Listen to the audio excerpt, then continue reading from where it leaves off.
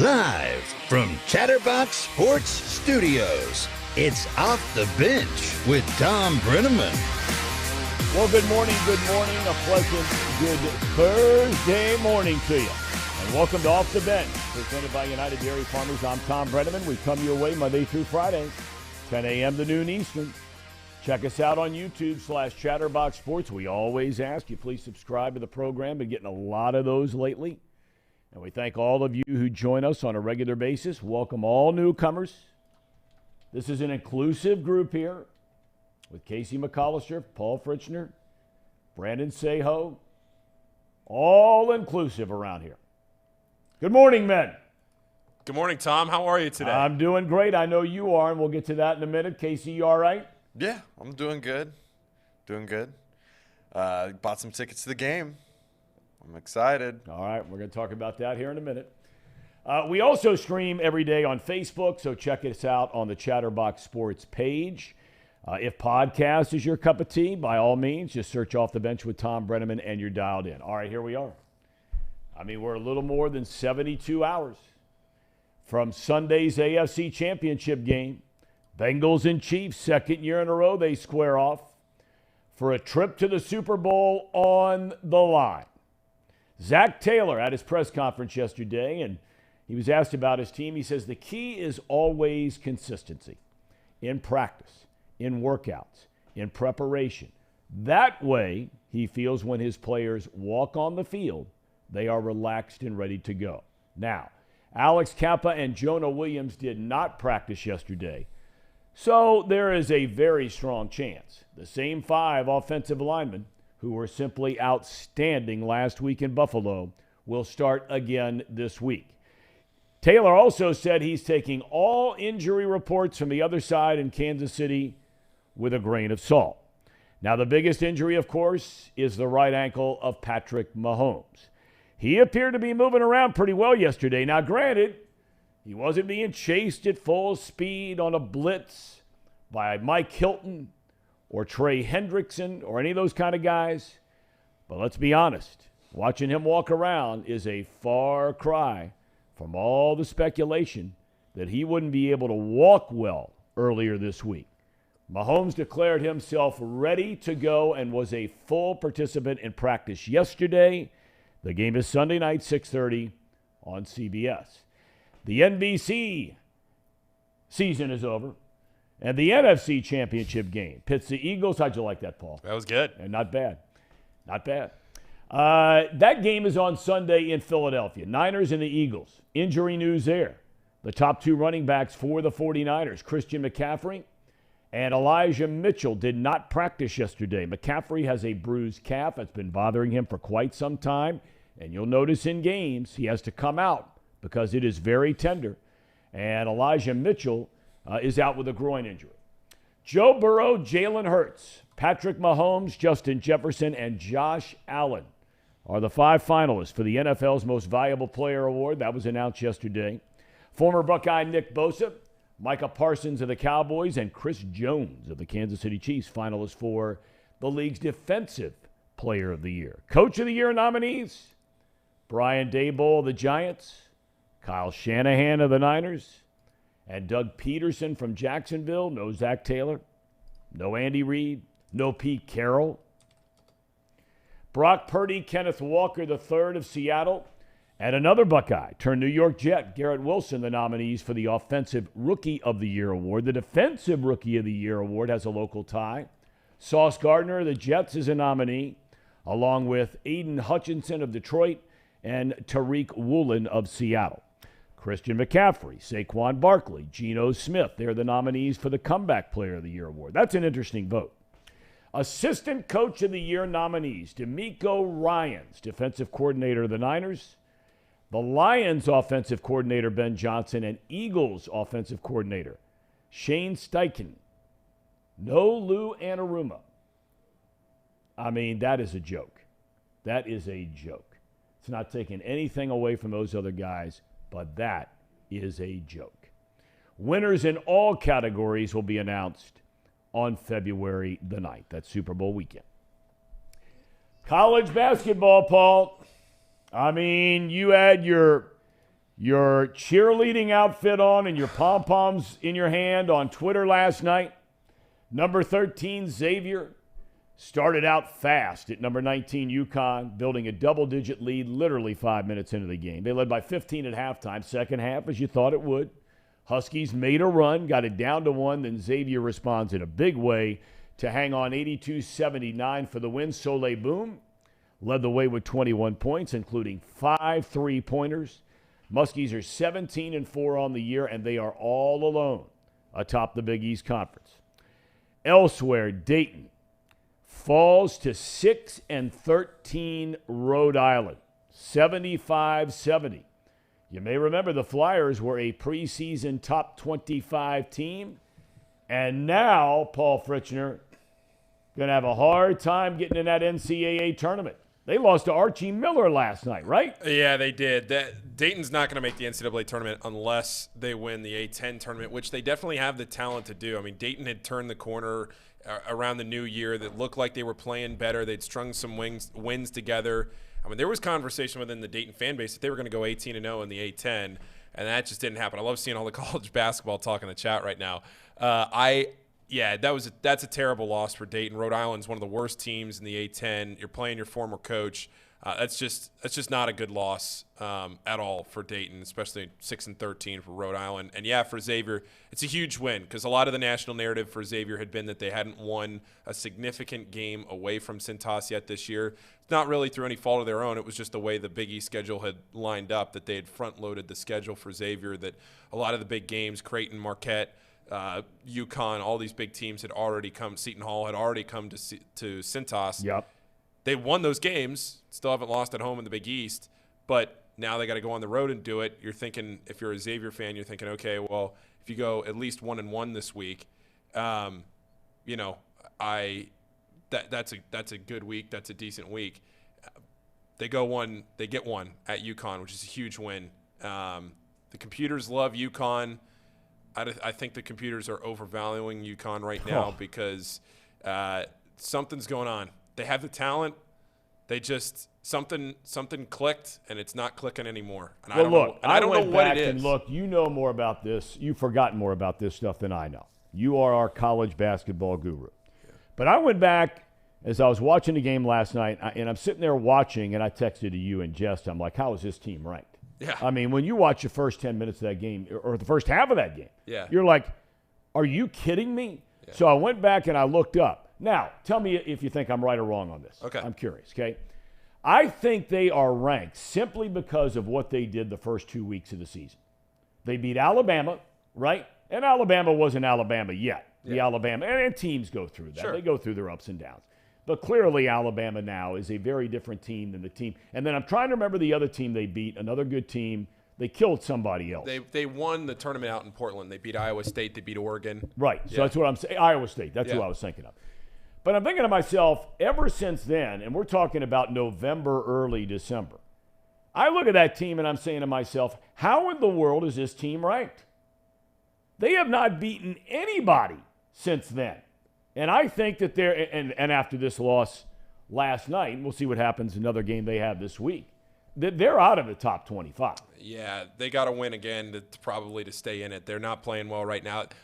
Probably the reason they're still in is because the computers love them. I mean, they're still 6th in the computer rankings. Why do you think that is? It's because they score a lot and their defense has been good, and the teams that they beat are also strong in the computers. Like Alabama right now is number 4. They have a win over Florida, have a win over Oklahoma State. Yeah, Florida was the other one I was thinking, but they're not any good, right? Going into New Year's Eve, it wasn't even a debate that they had the best resume in the country, and now all of a sudden they're 2-6 in their last 8 games. Yeah. That's just not going to cut it. Yeah, now they got DePaul and Georgetown up next, so get right games for them. Granted, Xavier lost to DePaul, so who knows? DePaul's feisty, but DePaul also lost to Georgetown. Hey, give X all the credit in the world, man. And look, as a coach, and I say it on the show all the time, I just think that they hit the lottery. They knew they were going to take a little heat based on what happened or didn't happen as it's come to pass out in Arizona regarding Sean Miller. But this was a big-time hire. And that's the one thing you have to say about Xavier outside of Travis Steele. It is amazing. And I don't think there's any other school that can say this in the country. No school in the country can say they have hit the lottery better over the last 30-plus years than Xavier has with its head coaches. Oh, yeah. The only hiccup was Steele. Yeah. And I'm not beating up on Steele. I mean, you see the difference. You see the difference. I know they've got a couple of players and Boom comes. I get all that. But, I mean, those close games, what I hear last night, the stat they threw out there, that over the last number of years, they had only won so many road games in the league or whatever it is, and now they've already surpassed that this year. Well, last night was Xavier's 9th Big East win of the season already. They haven't won more than 9 since Chris Mack was the coach.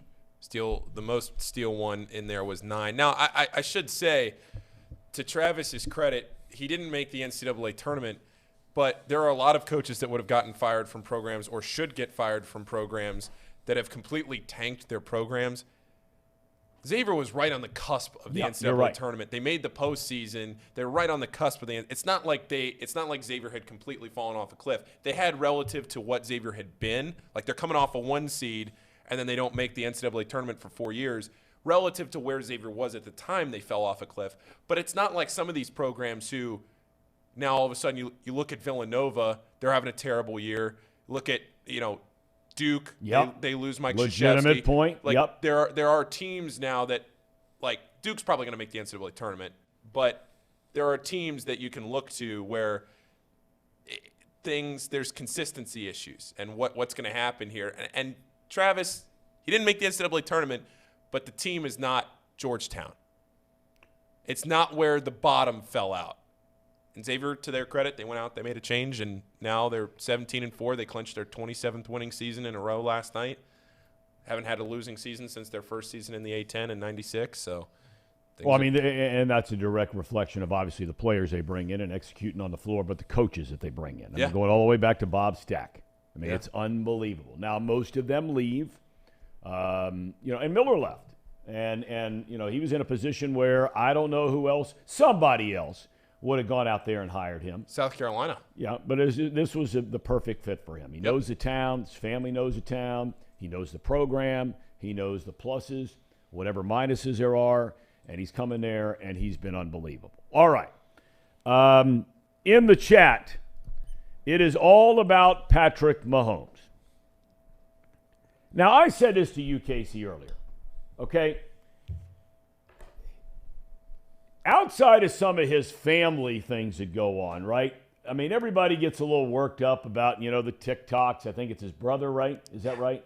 And his wife and some of the things she says or, whatever it is, okay? I don't care. I don't pay attention to it. Everybody in the chat is killing Patrick Mahomes. And I ask you the simple question, okay? You don't want him to win this weekend. I don't want him to win this weekend. Nobody around here wants him to win this weekend. But how can anybody dislike Patrick Mahomes?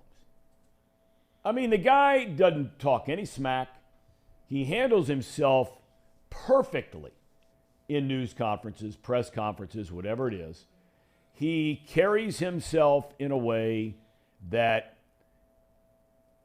you may not root for him, but why would people have such, around here have such disdain for the guy? I mean, come on. Guy's a great player. Seems like a pretty good dude. Right? Yeah, I mean, I don't think people hate him as a person. They just hate the narratives that surround him, and that's not his fault. He's playing really, really well, and the narratives behind him, he can't control those. People want to crown him the greatest of all time already, and that's just ludicrous to me. But I'm going to tone down the Patrick Mahomes take that I have, which is his strengths and weaknesses. This year, my take last year, I think, was accurate, where he was not very great within the pocket. He was really great outside the pocket, doing a lot of dancing around. I decided to do a little research last night, and he's really improved with inside the pocket, mainly because he had to. He had to learn to adapt, change. And, maybe some of that is because of Andy Reid and his offense and him being a very great offensive-minded head coach. And I will concede to the fact that, that could be a reason why we see such a dramatic change in his play style as of late. But when it comes to the Bengals specifically, he struggles mightily within the pocket, and that's because the Bengals do so well at defending the pass. And for this game coming up, I think it's going to be a dogfight. I don't think I watched Patrick Mahomes practice, get on the podium, and run around, and that's a far cry from being full speed. But, I mean, he couldn't hardly even walk on it that game. And whether he's getting shot up every practice, I kind of doubt that. I don't know what sort of damage Mark that it does. down. You think he does? Dude. Well, I don't I mean, I look, don't know I'm not there, and I'm not. I mean, they're not doing anything that's like bad. But I mean, you know, the thing is that people forget about these athletes is, and if any of you have ever been through, a lot of people have been through, had a knee surgery. You know, I've had broken legs and surgery on both knees. You know, the difference between these professional athletes is, and Mahomes talked a little bit about this yesterday. The second that game was over against Jacksonville, these guys have access to medical care, which is beyond description. You know, for those of us regular schmo stiffs that go get a surgery, you know, you go in 1-2 days a week from some therapy, start doing some exercises. They put the stimulation stuff on there. They do some ice stuff. They do some warm stuff. These guys are doing that 24/7. They're taking stuff home with them. I mean, the stimulation stuff, all that kind of thing. I am not surprised, and I'm not saying he's going to be at 100%. I don't know. And he's not going to tell you. Nobody's going to tell you. But the medical care that they have access to is mind-boggling. Yeah, and I mean, regardless of what percentage of health he's at, I think if you're on the field, you're on the field, and you deserve to be criticized just like normal. If you decide that you want to play, fine. Then you take the circumstances that are given to you, and you got to play your heart out. Same thing with Joe Burrow when he had his appendix taken out. He played week 1 when he probably shouldn't have. So, anyways, moving on past that and answering the initial question as to why some of us don't like Patrick Mahomes, I think it has to do a lot with the narrative that he is one of the greatest of all time when he's not necessarily had the body of work long enough to be considered that, and he's only won 1 Super Bowl. And like I said before, I think he got lucky in that Super Bowl, and I'm going to stand by that remark. But I do think something that I will tone down a bit is the fact that Patrick Mahomes has learned to adapt and be a different quarterback and still play to his strengths, right? I think when you looked at Joe Burrow, I think he's made remarkable progress from when he's first started in the league, the type of quarterback he was when he was a rookie to now. It's been a lot of growth. Patrick Mahomes, for the first couple years, he was the exact same type of quarterback. This year, he's made a lot of growth and stride in learning to be a pocket passer to an elite degree. But like I said before, the Bengals have got him figured out when he is stuck in the pocket. That was our game plan. That is dropping 8 guys, rushing 3, keeping him in the pocket, making him think. And you know, if he's fine, I mean, I'm not worried or concerned even if he is healthy. I don't think that the Bengals game plan will change from what it was week 13. And I think the Bengals defense has what it takes to stop this team. I know we had a strip fumble that changed the momentum of that game, but that's how we pretty much have won these games as of late with the Chiefs is we get a late game turnover, we change the momentum, and we drive downfield and score. And if we play clean football, I think we'll be fine. All right, let me ask you a question. Yeah. Do you think Joe Burrow has a chance to be one of the great all-time quarterbacks? Yeah, but I'm not going to crown him yet. Okay. All right. I mean, they've already crowned because Mahomes. You know where I'm going with this. Yeah. You said you're not ready to crown Mahomes in that category. Right. Okay. We talked about this yesterday. Of all the quarterbacks in the history of the National Football League, and we could go down the list of names, some of the great names in all of sports, right? Yep. He is the only guy to take his team to a conference championship game 5 times before the age of 30. He's only 27. Yeah. I have a sneaking suspicion the Chiefs will get back to the championship game again while he's their quarterback. I could be wrong. Yeah, I mean that's, if you're going to start getting close to crowning guys, you got to give the guy credit. To me, I've just really changed my disposition on how we go about crowning the GOAT because, I mean, I think Tom Brady is that, and I think it takes an incredible amount of luck to be that. But to say that Patrick Mahomes is greater than Tom Brady, to me, I mean. Well, nobody's saying that. I have not heard one person ever say that. And if they do, then they should no longer be allowed to have any platform. Because that is absolutely insane. Well, people will make the argument that Aaron Rodgers is better than Tom Brady. I haven't heard anybody. I mean, I've heard people say they think, like I used to get into it all the time with Brian Billick. We worked together. He said the same thing. Thinks Rodgers is the greatest quarterback of all time. Used to talk to Troy Aikman about this. As great as Brett Favre was, and Favre's one of my all-time favorite players in any sport on the field, and I really liked him as a dude when I was around him. I really liked him. Man's man.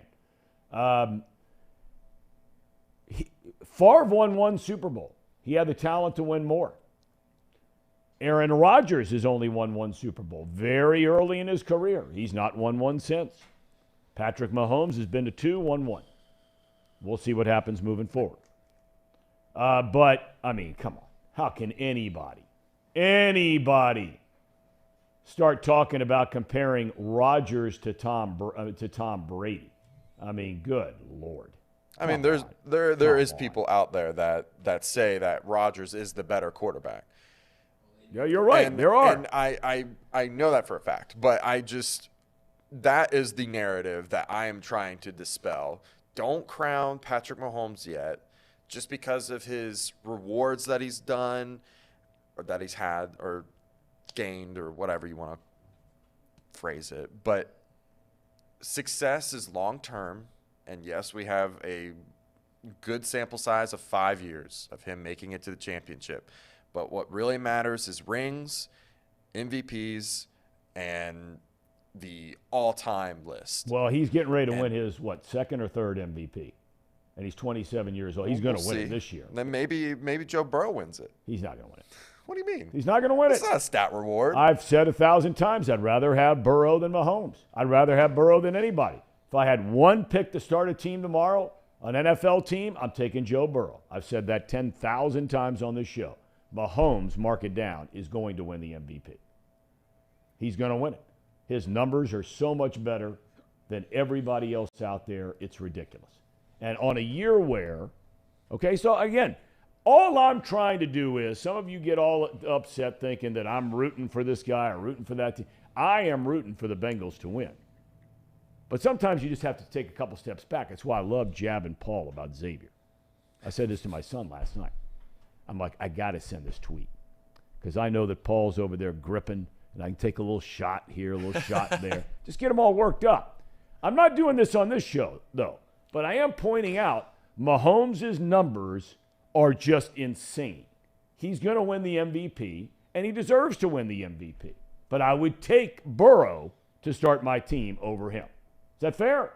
Yeah. I mean, I already know Mahomes is going to win the MVP because it's a stat award, and if he wasn't there, they probably wouldn't be doing as well. But I do think that there is a legitimate argument for Burrow to have it if you're not going to just look at stats purely.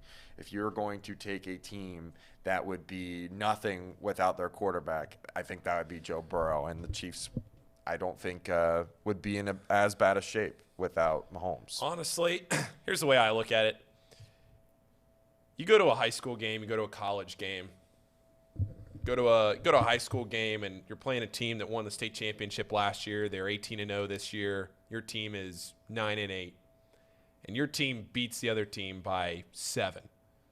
That team's shooting a free throw at the very end of the game. The whole student section's chanting overrated.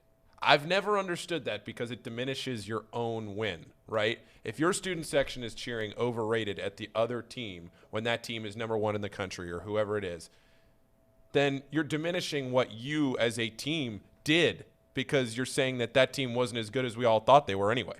Personally, I'm fine building up Mahomes. I'm fine saying he's the MVP. Yeah. I'm fine saying he's the greatest because then when the Bengals go out there and beat him, bam, there's the narrative. They beat somebody that was fantastic. You know, the So only thing I'm you're fine with spot that. I don't want to tear him down because I want to beat the best. That's a good. That's how I good look way at to it. look It's a at it. great That's point. a great way to look at it. And you know, the thing is that look, you know, you can see this coming from a mile away, right?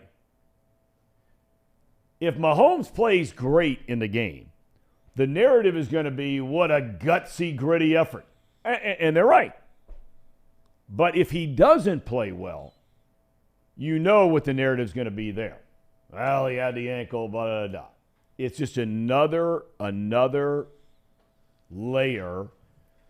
And I'm starting to come around to this line of thinking that it really is another layer of the national media not getting on the Bengals bandwagon. For Lou Anarumo not to be on that list as an assistant coach. For Zach Taylor, and look, I've beat up on Zach Taylor. I haven't beat up on him in a long time, since about the third week of the year. Actually, after the Baltimore game. That Cleveland game, maybe too. But that was a long time ago. They haven't lost since, right? I understand the guys like Daboll out there. I mean, you take a team that stunk last season. It's your first year. You get them to the playoffs. I get it. Totally get it, right? Kyle Shanahan down to his third string quarterback. Yeah, I get it. But you have to give some credit to guys who, and obviously Peterson getting Jacksonville to the playoffs after a disaster last year. Those guys are all deserving of that. But I think guys that maintain success, you know, it's very hard to build it up, but it's even harder, in my opinion, to sustain it. And Zach Taylor has taken a very good team, a team that went to the Super Bowl last year, and they have become a great team this year. Now, does that mean they're great enough to get back to the Super Bowl? We're going to find out. Andy Reid, same thing. Tyreek Hill walks out the door, right? Arguably top 3 receiver in the NFL. Some say the best from a year ago. He's gone. They're bringing in Schuster, who you don't even know if he's going to get on the field. They're picking up guys during the year. They got a running back that's drafted in the, what was Pacheco, 5th, 6th, 7th round guy, something like that, right? Something like that. They bring in Jerick McKinnon, who nobody else wanted after all the injuries. And look where they are. They're back in the championship game. I think those guys that maintain and sustain success deserve to get credit. And they don't. Pete Carroll. Who did a better coaching job this year than Pete Carroll? Seriously. Geno Smith. Yeah. If somebody would have told you at the beginning of the year that Geno Smith was going to be the starting quarterback for anybody, and take them to the playoffs, you gambling sorts, and that's not accusatory in any form, no judgment involved here. Okay, we all have our weaknesses, right? Yeah, well, a good point. But for you gamblers out there, and you out there, you know who you are, and Betfred Sports appreciates it, you would have taken that bet all day, every day, that there's no way a team quarterback by Geno Smith going into the season was going to make it to the playoffs. And that's what they did. Right? You've taken that bet? Paul, you've taken that bet. Yeah. On Not Too Picky coming up later today. Absolutely. You've taken that bet. So, I don't know. All right, coming up on the show today, Paul Daugherty. We're going to talk about a number of things with him at 11 o'clock, the Bengals game. The question is he going to light that cigar out in the backyard? He talked about it. I don't know if he will. He showed up with his sunglasses last week, the Burrow orange shades. He had the cigar sitting inside and said now he might actually go outside and light that baby up. Also going to talk to him about Scott Rowland. By the way, he has asked me, and I think it's a great idea, that underneath, I know we have the running ticker down there from Betfred Sports, if we can put up on there where the morning line is, tml.substack.com. Yeah. If we can make that We can add happen, that. that would be great. We're going to take a timeout. I'm going to throw it to the dynamic duo, Ham and Eggers. Here they are. Real men. Go ahead. Oh. The Donald's waiting, rolling. It's that time of the show, the Ham and Eggers. These guys are great. Trust me, I would know. I introduce all the best segments. So, last night, the one thing I really want to talk about was just last night and gambling. To put a Casey, little cherry on that little segment there. Oof, man. I had 5 parlays missed by one leg, and all those legs missed by like a point or a rebound or. Well, your biggest one was the one in the which one was it? You had one. You needed somebody to score 30. They had 29. Yeah, Morant. I needed him to score. John 30. Morant needed him to score 30. He scored 29. That would have paid for your Chiefs ticket. Oh yeah, it would have paid for another Chiefs ticket. Like it would have paid because I already. Speaking of Betfred, thank you for paying us out on those Bengals futures. That was how awesome. about that? Yeah, so that helped me pay for my ticket, and then if I would have won that, I would have covered for another person's ticket for sure. How about that? Yeah, if you don't know, Betfred Sportsbook, if you had a future on the Bengals to win the Super Bowl, they paid you out last night. Yeah, Casey got paid. Yeah, I got paid Several units. a lot of units on it because I put a lot of units on it because I believe in my Bengals. But yeah, if you didn't get it, sorry, but the Betfred is doing a boost now on the futures again, and I think it's 300 plus 300 now from 250. So that's going to be your best odds for any of those teams to win the Super Bowl at the current moment. So might as well put your money back on there now and watch your Bengals win the Super Bowl.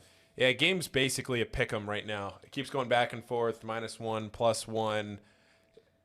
Regardless of where the line is, we're calling it a pick 'em right now because nobody can make their minds up. Where the line started at 1.5, then it got all the way up to like 2, 2.5. Now it's back down to 1. It's all over the place. Yeah. Nobody can figure out what's going on. I think it's a true testament that these are the 2 best AFC teams in the AFC division. I think we have the 4 best teams left in the playoffs. Yeah, I genuinely agree with that. Some years you get like Jacksonville versus Patriots, and you're like, no, I mean, the Saxonville team wasn't really like the greatest AFC team. Yeah. But, just things like that. This year, I just, I really do think the Bengals are one of the best teams. I think it's Bengals-Chiefs or Chiefs-Bengals. And we'll find out. I really do have a lot of faith in my Bengals. You don't say. I do think they get the job done, and I'm going to stick by that for the whole rest of the week.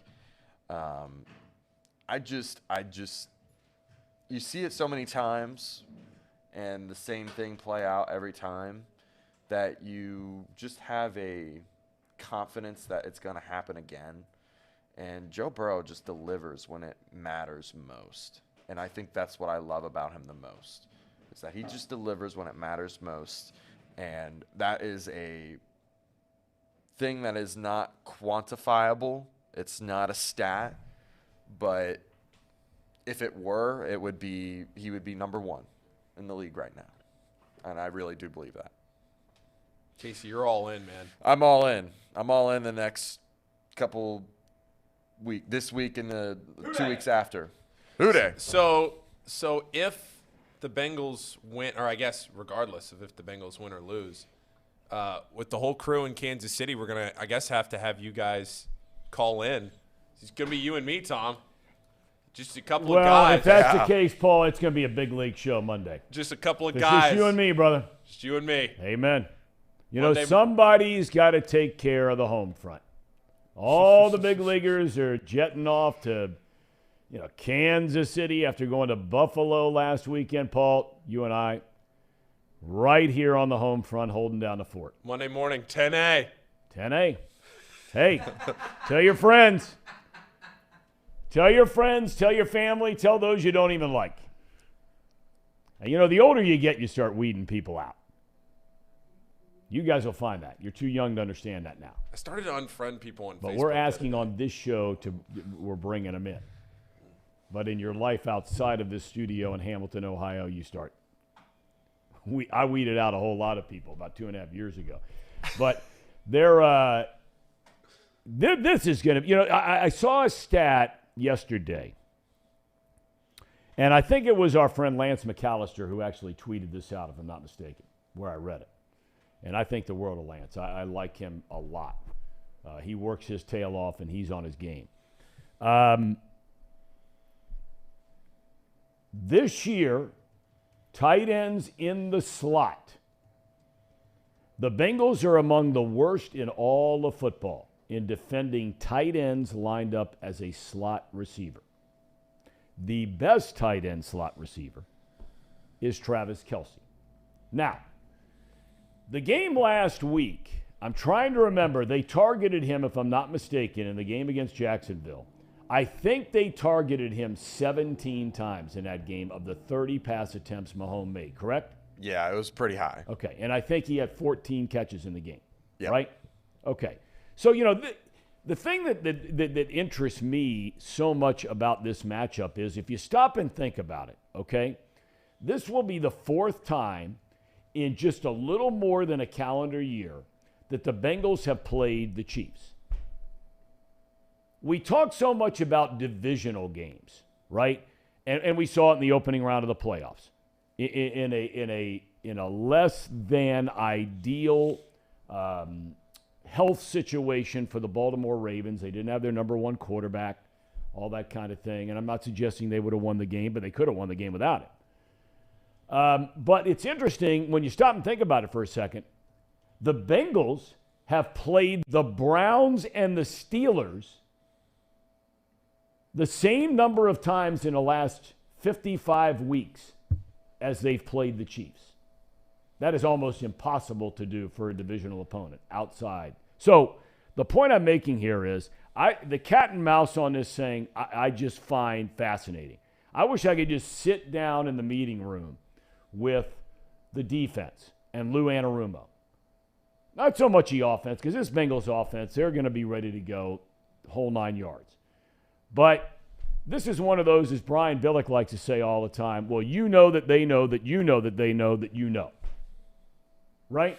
All the success they've had against Chris Jones, who's up for the Defensive Player of the Year. They've done a great job on him, although I'm sure he wakes up a lot of nights wondering what could have been on that 3rd down and 7 last year in the title game, where he had Burrow sacked and Burrow got away, ran for a first down, they go on to win the game. I have no doubt that haunts him many, many nights. Because if he does what he normally does, sacks Burrow there, game over, Chiefs to the Super Bowl. But they've done a great job on Jones. Okay? You know what Kelce's all about. And now it comes to the sort of cat and mouse thing. Do you change it up a little bit instead of playing a bunch of guys deep, let them get their underneath stuff, shut everything down inside the red zone? Or do you start the game and come after Mahomes and you say, we're going to double down on Kelce, single coverage on the outside on Tony and Smith-Schuster, and try to come after him right from the get-go?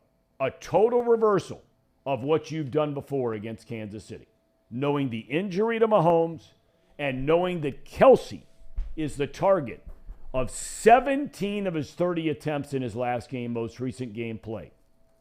Do you take the chance and roll the dice? I mean, I think the Bengals naturally, just because it's playoff time, will take more calculated risks. I think the Bengals will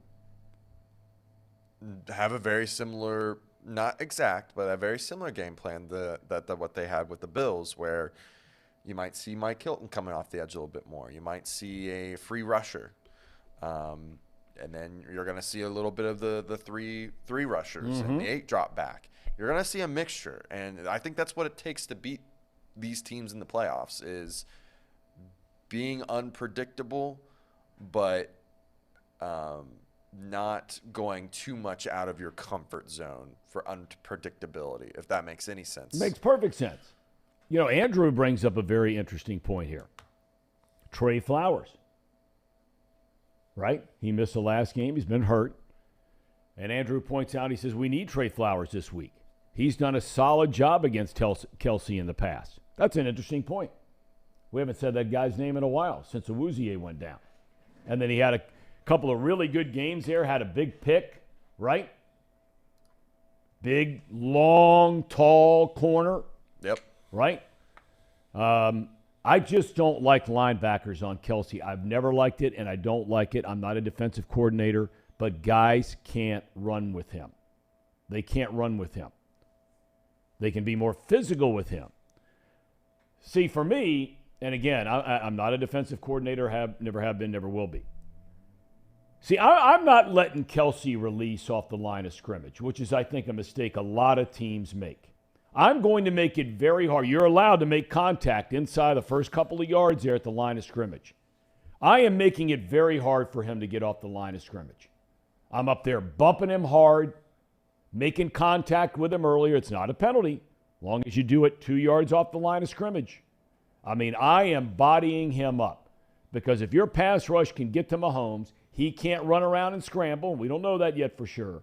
But if he can't, I am not allowing him to beat me with Kelsey on 4 and 5 yard routes where he catches it, breaks 2 tackles, and goes 25 yards. Right? Right. I'm not exactly sure. I know that Trey Flowers does play man. I think he plays off man on Kelsey, if I do remember correctly, when he is in the game. And that has come to bite them in the butt when he plays off man. I mean, I can remember distinctly Kelsey in the red zone would get open and he would run across her, and Trey Flowers wasn't able to keep up with him. So maybe you are right in some sense that they need to play a little bit more bump and play more your typical man-to-man, get up on the guy, get inside his pads, and get him off of his route. Right. My concern with that is that Kelsey, he is so spatially aware that he just Kelsey and Mahomes have a connection that your greats have, and he can just stop on a dime, sit in the soft spot, and if he's getting bumped off, he's really good at just putting his body in position to box out the guy. No question. And the only way that works for us to be able to defend him is because Trey Flowers is 6'4" and he's got a wicked wingspan. And you got to get to knock off the timing at the line of scrimmage, and you have to knock off the timing of Mahomes getting him the ball. And knocking off the timing of Mahomes getting him the ball is getting to Mahomes, period. I mean, for me, Kansas City's got to beat me on the long ball. They got to beat me on the long ball. To get burned early, you got to make adjustments. Make the adjustments. But until they prove to me, if I'm getting pressure on the quarterback, until they prove to me they can hit the home run ball consistently, and I'm talking about 20-yard, 25, 30-yard pass plays to Tony and to Smith-Schuster. That's just me. Yeah, I look at their maximum strengths, and I look at what are the odds. The Bengals don't give up a lot of big plays. What are the odds of that receiving core? Now, if you have the Bengals receiving core you're trying to defend, a little bit different animal there now. And then the other thing is the run game. We talked about it for a long time yesterday. I don't think there's any doubt about it. Kansas City is going to come in here and try to run the ball down the Bengals' throats. I think that's what they're going to try to do. I really do. You guys agree or disagree? Paul? Well, we've seen this year how well DJ Reader, you talk about being able to stop the run and what the Bengals have been brought to the table from that perspective. So, it's been interesting listening to all the different perspectives this whole week of you flip on one podcast and it's somebody saying one thing, and then you flip on another podcast and it's somebody saying something else. And then I just keep going back and digging up the stats and going back through the last 3 times the Bengals and the Chiefs have played each other. And if I'm not wrong, I think we talked about this yesterday. Maybe it was on this show. I kind of get lost in where we talk about everything. I think the Chiefs have had a fourth quarter lead in all 3 games the Bengals have played against them, right? And in all games of the three they've played, 2 of the 3, including the championship game, as we remember last year, was a double-digit lead in the second half. Yeah, well, this year it was 24-17 going into the fourth quarter when Kelsey fumbled the ball. And the Bengals, they were going down the field to make it a 2-score game when Pratt stripped them. Would have been 31-17, right? Or a field goal. I mean, that changes. But that's just I just keep coming back to the fact that whether it's running the ball down their throat, whatever it is, I don't think that this is gonna end up being like the Bills game, where maybe the Bills just, I don't want to say we're frauds, but maybe they just weren't as good as everybody thought they were. And this is not going to be that kind of a game. The Chiefs are way too good for that kind of thing to happen. But with the way that this line has moved, and it opened as the Bengals as a 1.5 underdog, then it got up to 2, 2.5, now back to 1. It's been all over the place. We talked about it while you had stepped out, Tom. I just keep coming back to the fact that whether it's the Chiefs running the ball and DJ Reader and Hill stepping up, or whether it's trying to take deep balls and Eli Apple not biting on the double move, whatever it is, the Bengals just have found a way time and again, to adjust, even when the other team is, in this case the Chiefs, to adjust to what these guys are doing. And I trust that they're going to do it again on Sunday. I do. No matter what the Chiefs try to do, I trust that they're going to adjust to it. The question I have is, have they not dug themselves into a hole by that point? Because you don't want to put yourself in a 14-0 hole against the Chiefs. Well, it was 21-3, if I remember, last year when the Chiefs were down inside the 5-yard line. Eli Apple makes the unbelievable tackle on Tyreek Hill to keep him out of the end zone. Am I right on this, Casey? Yeah. And I mean, now, that's 21-3. It should have been 28-3. Give Eli Apple credit. Players make plays, or they don't make plays. He made the play. And that smack talk, surprise, with Eli Apple has continued on and on and on and on with Tyreek Hill. This is a game this time you can't look, and it's not like some breaking news here. It's any game. I mean, you saw what happened to Buffalo last week. Bengals get the ball, down the field, touchdown. Bengals get the ball again, down the field, touchdown. 14-0. Now, all of a sudden, all those things you planned on doing.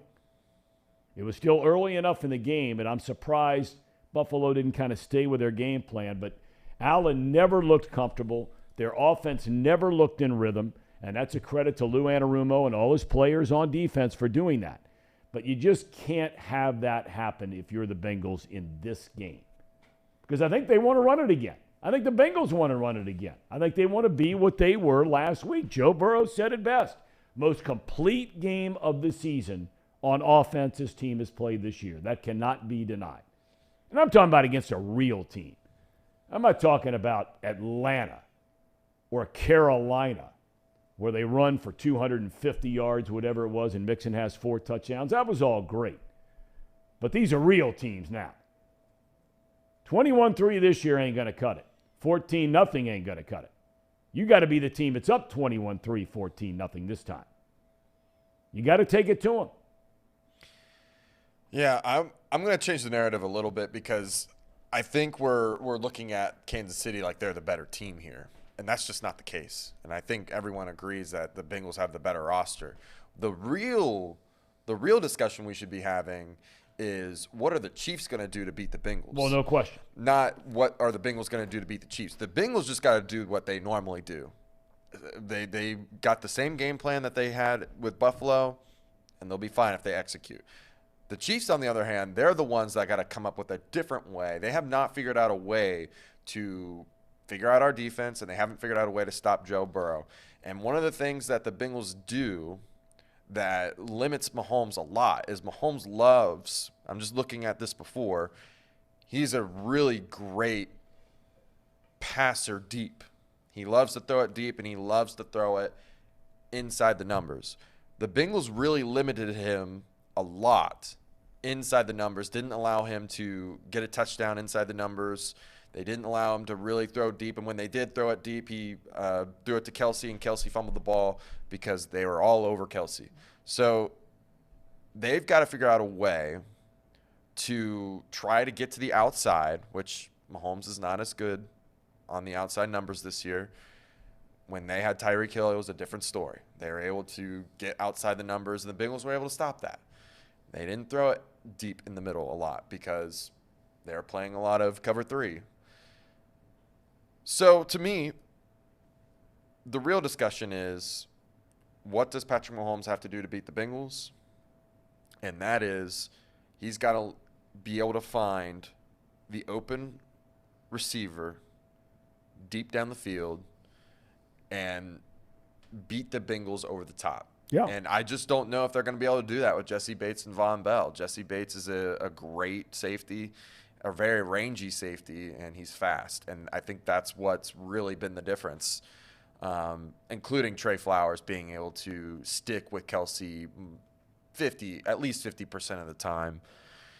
Yeah, I mean, it's – I don't know, man. I really don't see how, if the Bengals come into this game and they come in balanced, just like I said against the Bills, if they come in balanced and they're able to run the ball here 4 or 5 yards and then they throw it for 8 yards to Chase, and then they run the ball again to Samaje Perine and he grinds it out for 6 yards, and then they throw it to Hayden Hurst over an out route and he gets 7 yards, and then they hand the ball off to Joe Mixon off tackle and he gets 3 yards, and they get a first down, and then they throw it deep to T. Higgins once they come up because they want to stop the run. So it's just, that is what the true discussion is what do they do to stop us? Yeah. Well, I was wrong about the score in that championship game last year. It was 21-3. Bengals get a touchdown. Kansas City gets the ball back with under 2 minutes to go, minute and a half in the first half. They start at their own 19, right? They hit a 33-yarder to Hill. They hit a 14-yarder to Hill, 9 to Kelsey, 10 to Pringle, defensive pass interference against Apple. They get it down to the 1-yard line, 1st and goal with 9 seconds left. They throw incomplete. Throw the pass with 5 seconds left rather than kicking the field goal. Apple makes a stop. 21-10 at halftime. Could have been 28-10 at halftime. So they came back from 21-3, 21-10 at the half, win the game in the second half. In that game, they were very balanced. Mixon ran it 20 times for 88 yards. Burrow was okay. Burrow wasn't great in that game by any stretch of the imagination. He hit 23 of 38, which is far below his normal completion percentage. His quarterback rating was right around 87, threw a pick, and threw 2 touchdowns. Burrow, week 13 was great. Yeah. I mean, I think that was one of his best games of the season, if I remember correctly. He was 25 of 31 for 286 yards and 2 touchdowns.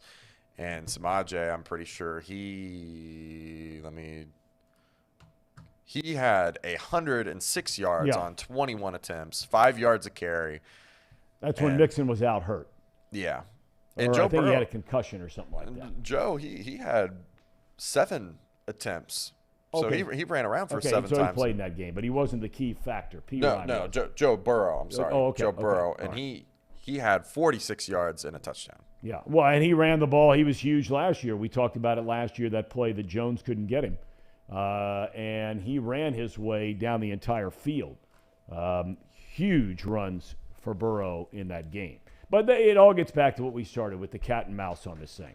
It's a 4th time, call it a year. It's a 4th time in a year the two teams have played one another. Bengals are 3-0. I'm sure you guys saw the stuff with the Kelseys. They do a podcast, and Travis, pointed out we're the loudest stadium in the league. They registered the highest ever mark. I think it was last week against Jacksonville, decibel level, right? Yep. And he does not like it at all when people are calling it Burrowhead Stadium. Burrow's only played there one time. That's what I find a little interesting about the Burrowhead. Yeah. A lot of smack-talking boys going on out there. Lot. It's a lot. Somebody's going to have a tough Monday. Whichever side loses this game, it's going to have a tough week next week. And I tell you one thing, and we've said it before, look, you can like Eli Apple, you can hate Eli Apple, but, I mean, he lays it out there, man. Because you can rest assured the first time there's a big play against him, they are going to light him up. And he is going to hear it from that crowd like nobody's been. But he knows that. He's been around the block. That whole thing with the 3 and the Hamlin thing, totally blown out of proportion, way out of proportion. If he doesn't put the emoji in there, people don't react that way at all. That was a mistake. Oh, boy, looky here. Paul Doherty from themorningline.substack.com, TML. Well, may I ask, I mean, I'm a hoodie guy. I wear hoodies virtually every day of my life. But that is a hoodie where you out for a run or something to make sure people see you. You crossing the street, you walking your dog. I mean, what's the deal? I'm just not one of those, blue, black, navy, blue, white kind of guys, right? Got to mix it up. Okay. All right. Now, are we putting in that TML.substack.com here?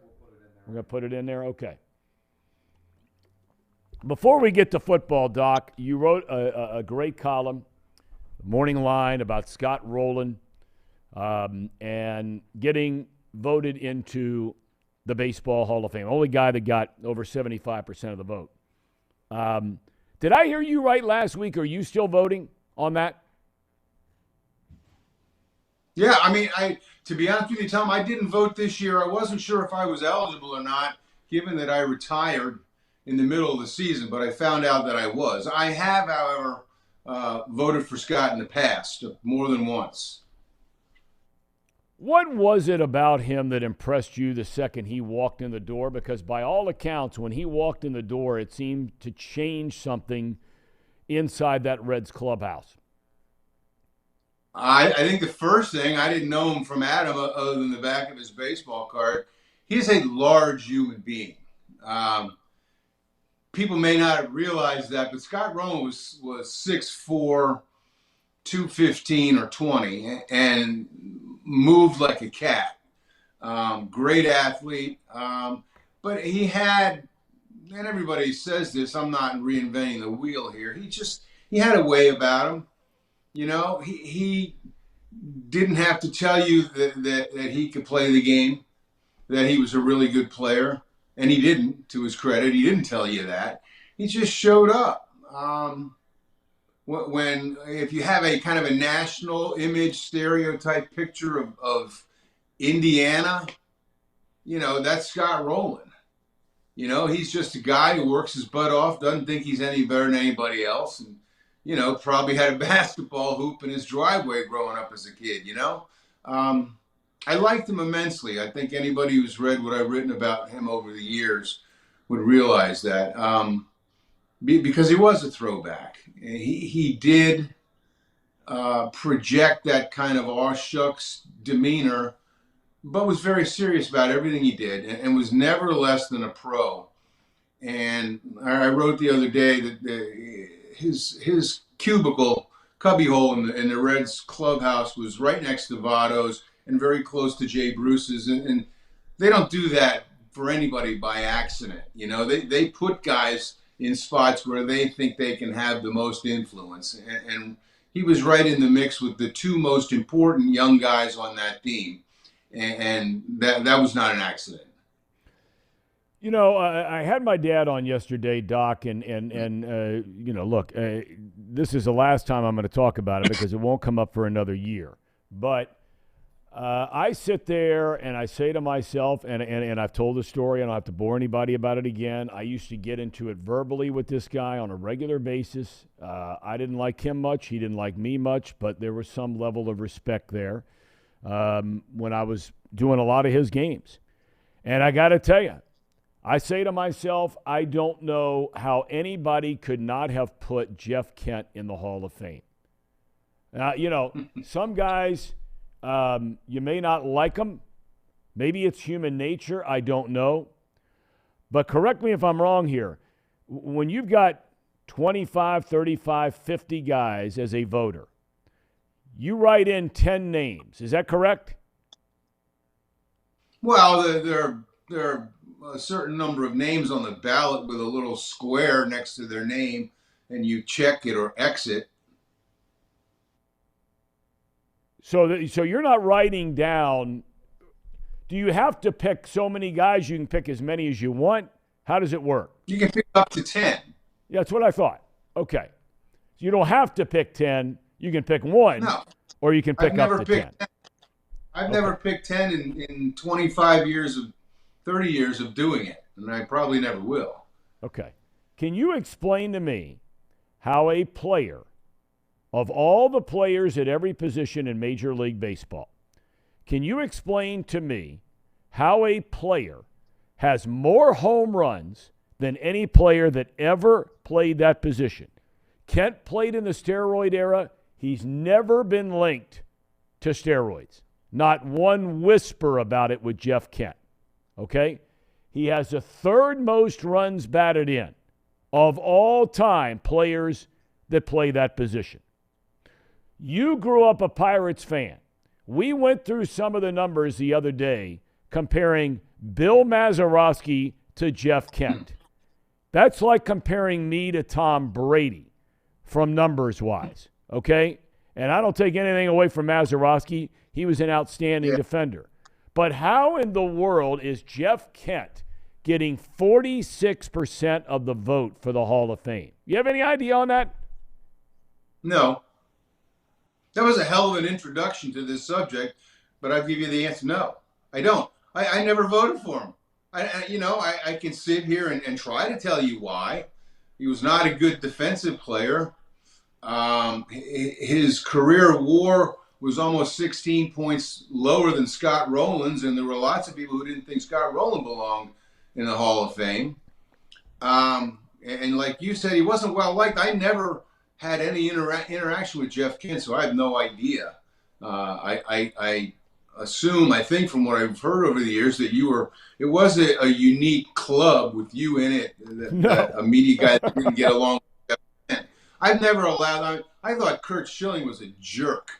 I voted for him several times. I don't think that has a lot to do with it. So to answer your question, Tom, I don't know. There is so much, I don't know, subjectivity, almost serendipity to the Hall of Fame voting. Human beings vote on the Hall of Fame, and human beings are far from perfect. And why we would consider Scott Rowland a Hall of Famer and not Jeff Kent, other than the things that I cited, I have no idea. I mean, I'm one of those guys, like I said, I've never voted for 10 guys in a year. I can't remember ever voting for 5 guys in a year. Mm-hmm. Jeff Kent, to me, has always been at the very top of the Hall of Very Good. And that was, frankly, that was where I thought Scott Rowland was, too. I changed my mind on Scott Rowland. I did not change my mind on Jeff Kent. And I'd love to give you this scholarly baseball Bill Jamesian Peter Gammons reason, but I can't. He didn't.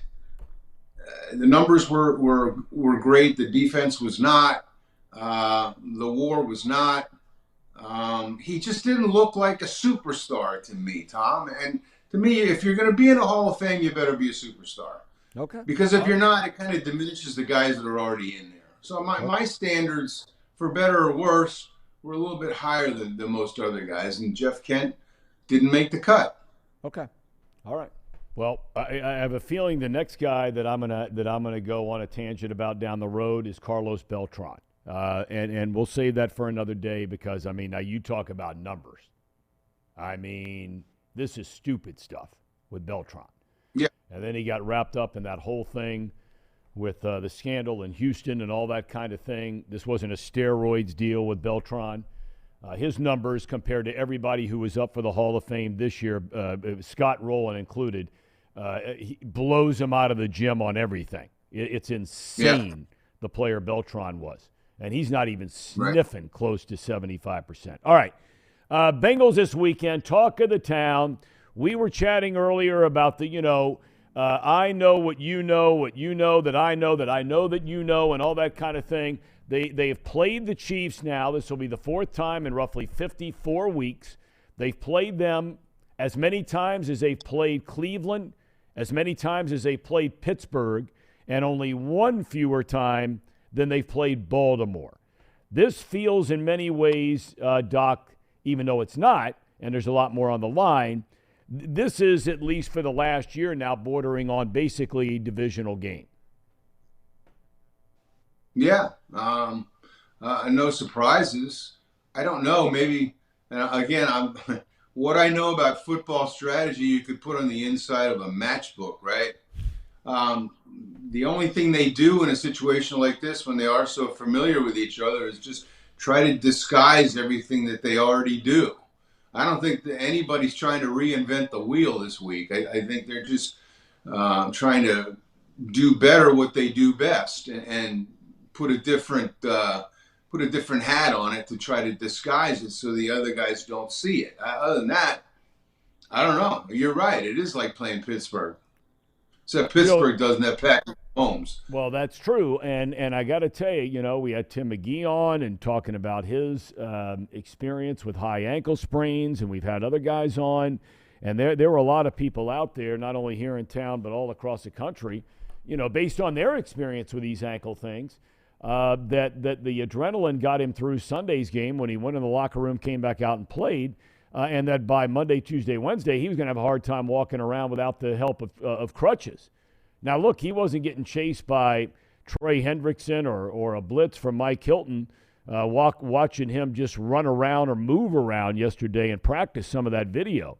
But, I mean, he looks like he's doing a lot better than most people thought, let's put it that way. And he's still got 3.5 more days to get even better than that. Yeah. I don't care how well everybody says he's doing, including himself. This is not he didn't stub his toe, man. This is a big-time injury. Clyde Edwards-Helaire, their running back, who they may or may not activate this week, I don't know. Week 11, high ankle sprain, just now coming back. Now, I know there are degrees of high ankle sprain, but at the end of the day, man, a high ankle sprain is a high ankle sprain. And sure, he's going to play, but is he going to beat Mahomes? If he were a drop back quarterback, he'd still be a top 9 or 10 guy, right? He'd still be Jared Goff, Kirk Cousins, whoever. But he's not a top 1 or 2 guy. And the whole key to his game, to me anyway, is his ability to improvise. He's sort of like the Coltrane of the NFL, That's what makes him so good. If he's just got to stand back there and avoid a rush, I don't know. I really don't know. And one thing that hasn't been talked about a lot, I don't think, is that's his plant foot. I tend to think that Lou Anarumo is going to try to find out really quickly how much of a fastball Patrick Mahomes has on Sunday. Can he get the ball in a tight window on an intermediate route? Can he throw the ball deep with any juice on it? Because if he can't, that dictates the way Anarumo calls defense and certainly puts the ball in his court and makes the Bengals far more likely to win the game. I don't know. Good for Mahomes for being able to play, and if he can play the whole game, great. This is a serious injury, and people are tossing it off like the guy just stubbed his toe, getting up out of bed on Sunday morning. Somebody asked me this question yesterday, and I didn't blow it off, but then I got to thinking about it later, and I think it's a pretty interesting question. And we discussed as recently as 2 days ago the relationship between this team and this town and its fans is just incredible in what's going on. But is this a Super Bowl or bust season for the Bengals? In other words, yeah, you're excited that they got to the championship game a second year in a row. Okay, well, let's assume they win. And then they go to the Super Bowl and they get beat. Is this a Super Bowl or bust sort of season for the Bengals? I don't think so. I mean, you look at the way that the front office, the people upstairs have put this particular team together, and maybe you have some faith that this is not a fluke in terms of putting teams together. I don't think it's a fluke. I think they've done a great job, and I don't know why that would stop. I mean, you're going to lose assistant coaches, sure.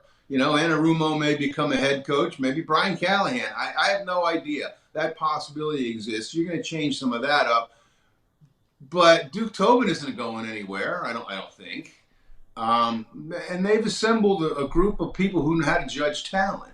So no, I know that they're running out of that great window of time when your quarterback is on the rookie contract. You got a great quarterback on a rookie contract, you're going to do very well.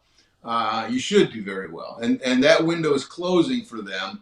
And this may be it, depending on what they do with Burrow in the offseason. But if they pay Burrow what they're going to pay Burrow, that means that some guys are going to leave. Some of your best players, you're not going to be able to afford them anymore. So yeah, in that respect, I guess it's it'll be a disappointment if they don't win it. But if I'm not, if I'm just looking at it as sort of an objective observer, I see what they've been able to put together all across the board, and I don't see any reason why they can't maintain that. You bring up an interesting point because everybody's talking about, is Lou Anarumo going to get a head coaching job? Is Brian Callahan going to get a good coaching job, head coaching job? I never thought about it till you just said it. If I were the owner of the team, the guy I'd be stealing from the Bengals at the end of the year if I could is Duke Tobin. Yeah, I mean, there are just guys in the league who have made a living being smart, who know what they're doing. Ozzie Newsome used to do that in Baltimore. It's fantastic. He knew what he was doing. The Steelers have had a couple of guys in that position who've been very good at that. And because of that, they were good all the time, even when Ben Roethlisberger was out of his rookie contract and they had to pay him a bunch of money. Kevin Colbert, same way. I mean, yeah, Duke has shown over the last 3 to 4 years anyway that he's a pretty astute guy, and in the NFL with the cap and the rules and that kind of thing, you really have to be, you have to have a guy in that position who knows what he's doing. So yeah, I don't want to stretch the metaphor, but I'd say that losing a guy like Lou Anarumo would be less of a blow than losing Duke Tobin. No disrespect to Lou Anarumo. I think it's a great point. All right, Doc, you got any prediction for the game? What are you thinking? Or are you saving that for the morning line? No, I don't. I made the mistake last week of buying into the whole Bills thing and well, frankly, underestimating how well a guy like Jackson Carman can play. I don't think I was alone in either of those suppositions. I'm not going to do that this week. I think that the Bengals are just better, Tom. I really think they're better across the board. I think Burrow is better than Mahomes, especially this week. And Lou Anarumo has proven to be every bit as smart as Andy Reid. I look at this and I don't see any reason not to give the Bengals a pretty good chance to win this game. I don't know about you. I'm with you all the way. I mean, look, there's nothing. I always like to say there's nothing that proves to me that the Chiefs are going to beat there's just nothing out there that I've seen. Whether it was their game last week against Kansas City, whether it's against Jacksonville, prior matchups, the way Cincinnati has looked, going all the way back to Halloween night, and everything they've been through and played through. I think this offensive line thing is one of the most fascinating things I have seen in a long, long time. Because I think if they have another good game this weekend, I think you're looking at potentially, guys like Jackson Carman being the fixture at left tackle moving forward with this franchise. I think this whole sort of dynamic is part of an evolution that teams, players, when they get the chance, they step in there, sharpening, identity. I just think you look at this whole thing, and I think it potentially has not only the short-term effects, but the long-term effects of this entire franchise. I think this offensive line thing is fascinating. Maybe I'm overblowing it, but I think it's so fascinating. Well, can they go do it again? Yeah, I'm not ready to say that Jackson Carman is Willie Anderson, you know? No, I'm not either, but I'm saying he got the chance the first time. And I said last week, this is an opportunity for a young man who in a short amount of time has been given some opportunities. And some players only get that chance. Some people only get that chance once or twice in life, right? Carman's been given 2 or 3. And now here's another, and you saw what happened for one game. I'm not saying he's Willie Anderson, but I'm saying, boy, he goes out and starts rolling people up again this week. You know, you get the next 2 weeks off and you're going to go with Carman or a Jonah Williams particularly. I know we're getting ahead of ourselves, but that's what I mean. Yeah. Well, I mean, another thing we haven't mentioned, talking about coaches, you know, Frank Pollock, props to Frank Pollock. I mean, these are his guys. And the line was almost completely new to start the year. And it really, and when you think about really good offensive lines, this one gelled really quickly. It takes a while for those guys to get to comfortable with each other, to know how the guy next to them is going to play and on how he's going to react on a certain play in a certain situation. That's not something that just happens. I thought that this line came together more quickly than I expected it to. And I think some of that credit goes to the coach and the fact that he coached up Carman to do what he was able to do last week against Buffalo, or you know the other guys, the relatively new guys too. Burrow was never hassled. It was shocking, and some of that credit goes to the coach. No doubt about it. All right, Doc. I fully expect. We both agree Bengals are going to go up to Kansas City, get that win, and I hope that means when you're back at the start of next week, you know where I'm going. That cigar, glasses, outside. Yeah, I don't know, man. I can't smoke inside, and it's like 30 degrees out there, man. It looks like Seattle if Seattle were Alaska. And I don't know. I want to show my support for the city and all that, but I don't like being cold. But we'll see. Well, all you have to do is walk out there, set up the computer. You can sit inside till it's time to come on. Come on, clip the end, fire that thing out. You can extinguish it and get back inside and take a hot bath. Yeah, sure. Why don't you move your whole operation there outside? We'll do it all outside. Hey, believe me, I'm all in. I'm a fire pit kind of guy. I'll do this show sitting next to a fire pit all day, every day. All right. All right. You do that, I'll sit on my porch. That's a deal. Doc, have a good weekend, my friend. Thanks for your time. All right, Thom. See ya. See you, buddy. We allowed to smoke cigars in a studio? In here? Sure. There's a fire thing, but we'll make sure to stay away from Well, wherever we can open the is. door, and those guys out there at Headlines, they don't care. They don't care. They might even join us. Boy, it would be fun to go somewhere and get outside. Maybe we just talk Chatterbox into blowing up the whole thing, whatever budget there is, and go to Phoenix. And you got to be out there for a solid week to get a feel of the Super Bowl and the event, all those kinds of things, right? We'll take the Chatterbox van. Trace, Reed, let's take it. Let's go. We do have Let's a take the van. trailer. Road trip! We do have the van. Stop in some bar where Otis Day and the Knights are playing. Paul would be the perfect guy for that. He is that guy. See, you guys have no idea what I'm Sign talking me about. up. You guys don't even know what Sign I'm me talking up. about. Everybody else out there, you know exactly what I'm talking about. Talking about Animal House, Otis Day and the Knights. Oh, yeah. Paul is that guy, that character that went in there and had all that going on. Who wound up hanging out with the dean's daughter. Not a good move. That's me. Not a good move at all. Not good. All right, we're going to take throw it to the Ham and Eggers. We got the Tracer coming up.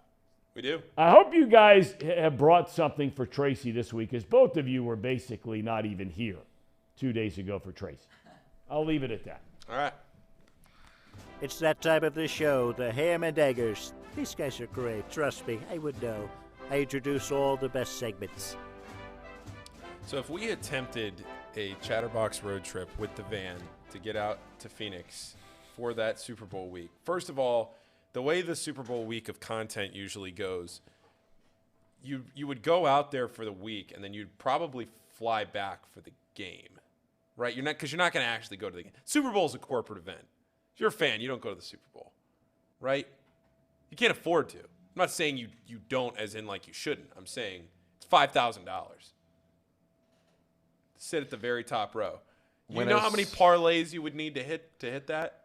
What I need to hit an arachnid? You would need to hit a mutated arachnid parlay that has like 25 legs. I could do it. And you throw $100 on that, and maybe you could buy a beer at the game. I could do it. I almost always hit. I do think that that would be a tremendous week of content from all of us, from the seven of us. If we all piled into the Chatterbox van and we said we're going to leave Hamilton, Ohio on Sunday morning, drive out there, get there Tuesday, do content Wednesday, Thursday, Friday, drive back Saturday into Sunday, watch the game from here on Sunday, it's not happening. No. But it would be funny. It would be a really cool and exciting time for Chatterbox if we were to do something like that. But I don't know if the van can handle it. I won't lie. Chatterbox Sports. Long trip. Chatterbox Sports on Radio Row. Now, what if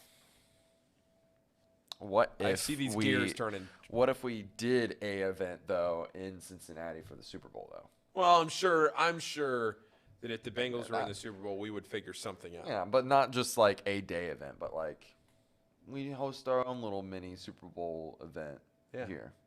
I'm sure we would figure a day or two. Something out. Bengals got to win on Sunday though.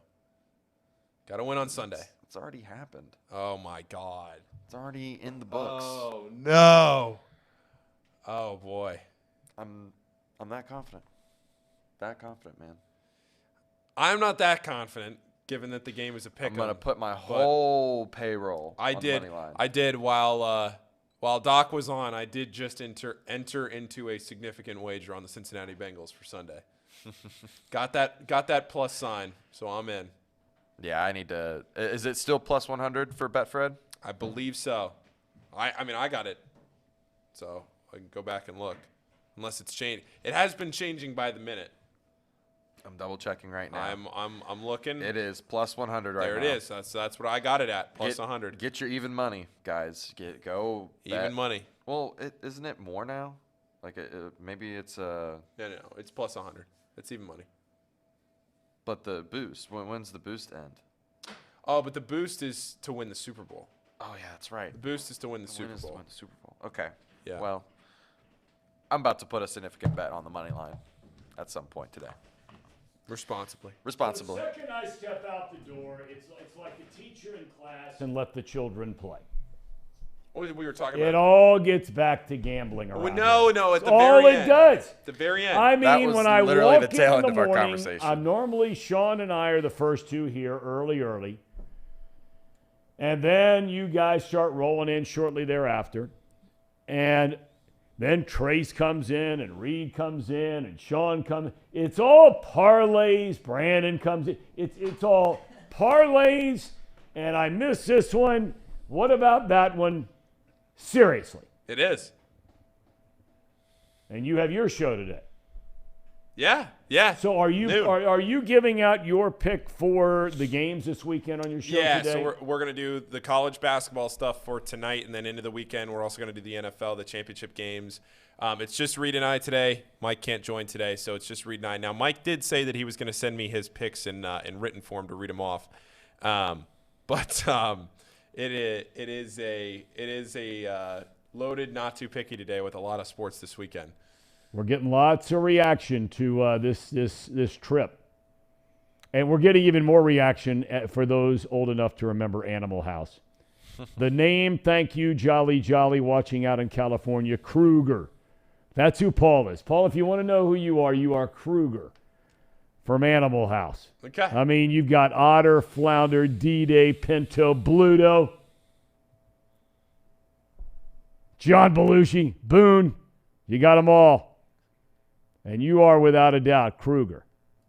So if you want to know, there you go.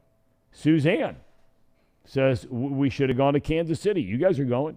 Everybody's going to Kansas City except you and me, Tom. Except you and me, buddy. You and I are here bright and early, 10 Monday morning, breaking down the AFC Championship. Barry, what does that Barry look like? says, Tom, you should be shirtless smoking a cigar in Kansas City with the crew and Joey Burrow at Burrowhead. I wouldn't do that to anybody, taking off a shirt in front of anyone. I mean, even our boss is getting on. You know, I mean, this whole crew around here is making this road trip, and we bring in the tracer, Tracy Jones. Tracy, now let me ask you a question. Go ahead, Tom. You know, we do this show 5 days a week right here in downtown Hamilton, Ohio. There was a game when we signed our agreement with our friends at Betfred Sports. They provided a number of tickets for a game. I don't remember what game it was. What game was that, Casey? You guys all went? Ravens. The Ravens game. Last game of the regular season. I wasn't invited on that deal. Everybody else around here went to that thing. I wasn't invited, but that's okay. I mean, you know, I had another friend of mine that had asked me to go to the game, and so, you know, I got to go. And now all of a sudden these guys are heading off to Kansas City. And then they're sticking around to go to the University of Kansas basketball game right down the road in Lawrence. This is a 3-day road trip for everybody around here except for me and Paul. Neither one of us were invited on this trip. If you were an employee in our position, how would you feel about that? If I was in your position, I would be very upset. I would, because you are the star of the show. I mean, you're one of the greatest broadcasters in this country, and the only reason this show is kicking some ass is because of you, Tom. And everybody knows that. And I'll tell you what, before we start this show, you ungrateful bastards need to do this. You need to smash that subscribe button and hit that like button. Because if you don't, because the numbers are taking off, aren't they, Tommy? They are. If you don't, you see that guy right there, Thom Brennaman? He's going to be off. So Trace needs to get out his checkbook and start writing some checks. Just some advice there, because the show is really taking off. Well, it is, and, you know, they're trying to backpedal my bosses around here, Trace and Reed, saying, you know, it's fake news, Tom. We invited you to every game since. We all know the real story, okay? I don't know the difference Tom, wait a between minute, hold on. misinformation and disinformation. I mean, hell, I can't dissect any of it, but that's a fact. Do you really want to go to a game? Do you really want to go to a game and sit with a bunch of ham and eggers, you know, tailgate, have your, you know, I don't know what you eat at a tailgating thing. That just, and it's cold. I would rather I got to watch. tell you, Tracy, now this is where you and I are different. That is right up my alley, which makes it even more disappointing that I wasn't asked to go, because these guys around here know that if there is a tailgating guy you want to hang out with, okay, have a few beers, couple brats, don't care about the cold, you know, you bring all your ammo, you're ready to roll. I'm that guy. And Paul and I were left out. I know. I mean, Hold on. You're that guy? The tailgating guy, Thom Brennaman? me, without a doubt. Without a doubt. Yes. Shake yourself. You are not that guy. I was You are that the guy, guy the same. I was that guy, the Ravens game that I didn't get invited to. I was invited by my good friend Topper Tepe. We went down there. There's a huge tailgate. We brought our own Canopy. fire pit kind of thing. Cooked out hot dogs right there. Having a couple of cold ones right into the stadium. Perfect. Oh, that just sounds like a miserable time. I would hate that. Why? Well, let me tell you my weekend, because I have a big weekend. The wife is out of town. Oh. Here we go. Oh. Here we go. Friday night, running the streets. If you guys have never been to Bellevue, Bellevue is a lot of energy. it's electric. I kind of compare it to going back to the 70s and the 80s, growing up in Southern California. And when I used to go to Hollywood Boulevard and Vine, and I'd go to the Troubadour and I'd see Motley Crue before they became stars, or I would go to the Whiskey A Go-Go and see Van Halen. I'd go, Madam Wong's West and see Pat Benatar. You get the visual. Yes. That's what the vibe is in Bellevue. So I'm very excited. Be out with the boys, having a good time. We'll probably start at the Bellevue Vets and just kind of move our way down the street, but looking forward to it. Well, you know what, Tracer? I might come down there and meet you. I mean, I don't know if you've got a kind of a set group. I mean, my wife's got something going on tomorrow night. I'd love to check out and get some of that vibe of Bellevue. Yeah, I would, Tom, but it's kind of full. We've already got our group, and we kind of like keep a tight-knit group. Maybe next time. But I'll tell you what I was thinking about doing is I was thinking about Saturday I'm going to have to recover. I'll probably have to clean the house. And then Sunday I'm going to watch the game. But here's the deal. And I would think about having a party, but my problem is, and my wife made the point the other day, it's kind of embarrassing because I'm yelling and screaming at the announcers. I never used to do that, Tom. I don't know why I do that. So I can't have people over and I'm yelling and screaming at the announcers. I do it in baseball. I do it in football. I do it all the time. And I just don't feel the broadcasters are up to a certain level as they used to be. You might disagree with me, but there's no Lindsey Nelson or Jack Buck or Dick Enberg, some of those guys, a Howard Cosell. I just don't think the broadcast is the same. And it bothers me. But I start yelling at the broadcasters. I've never done that before, so that's why I'm not having a party. Well, but if you're comfortable with the people you surround yourself with, clearly you do, because I can't even, slide in the side gate to come down there and meet you in Bellevue. So, I mean, you've obviously got a close. Yeah. Next time. I mean, that kind of hurts. I mean, here I was on a Friday night, Paul. You know what I mean? Yeah. I mean, that hurts. It's one thing to get snubbed by, your coworkers here. Yeah, I know. Big party. Hey, come on down to the Bengals game, everybody. Let's go. Casey in, Brandon in. Yay. Oh. Forgot about Thom. But now I'm going to my friend Tracy Jones, and I can't even get in on the side gate on that. Now I said next time. That stings, Paul. It does. Yeah. Stings almost as bad as this weekend. Maybe. Yeah. Well, my weekend. Where I'm Friday night hurts. I mean, that hurts. My wife's going to be out with some friends. I haven't made any plans. Nothing going on. And I'm like, gosh, that sounds great. Never really hung out down there. Let me give you a visual, Tom. Let me give you another visual. Now, here's Thom Brennaman out with Tracy Jones, who's not a very good influence. Your wife, Polly, would not like that at all, right? She'd love it. So she'd have no problem at all with that. Well, let me just say, if you came home at 3:30 smelling like perfume, because our last stop will be at the Brass Ass, of course. So I don't think Polly would like you, stumbling in at 3:30 in the morning. Would she like that? Well, as long as I didn't drive, we could start there. So I wouldn't drive. You get the cab or Uber or whatever back. Right. Smelling like perfume, probably not good. But you don't have to worry about it because you're rolling in and there's nobody home, right?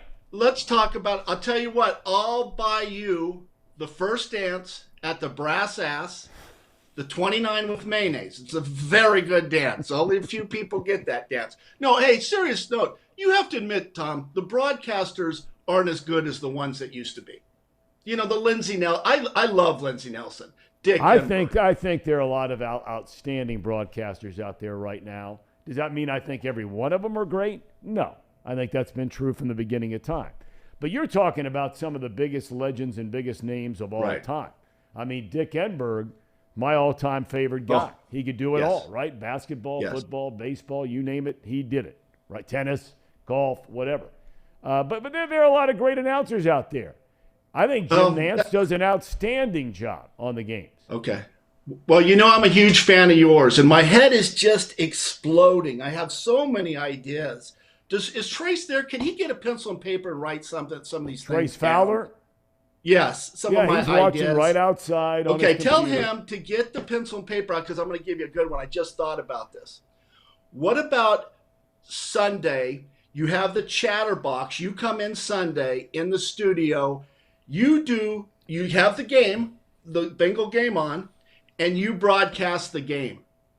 And people turn the sound down, and you broadcast the Bengals-Chiefs game. I'm just saying it's just an idea that I was thinking about. What about that, Thom? We can't do that because of the rights that CBS pays for that game. We're not allowed to do it. Now, if you didn't see it on Chatterbox, and I was watching it on a television, next to me, but it wasn't being put out by Chatterbox, and I just did the play-by-play, maybe you'd come down and do the color, right? No, I got the guy. I got the guy to do it. Your dad. I mean, he's a Hall of Famer. I'm a nothing. I'm a nothing. I played for 5 major league teams. I dated 3 homecoming queens. I was the president of my 8th grade class. I mean, I've accomplished a lot. All Southern California in 3 sports. Have your dad. Now, your dad doesn't know anything, I think, about football, but he's a very quick learner. You'd have to admit that.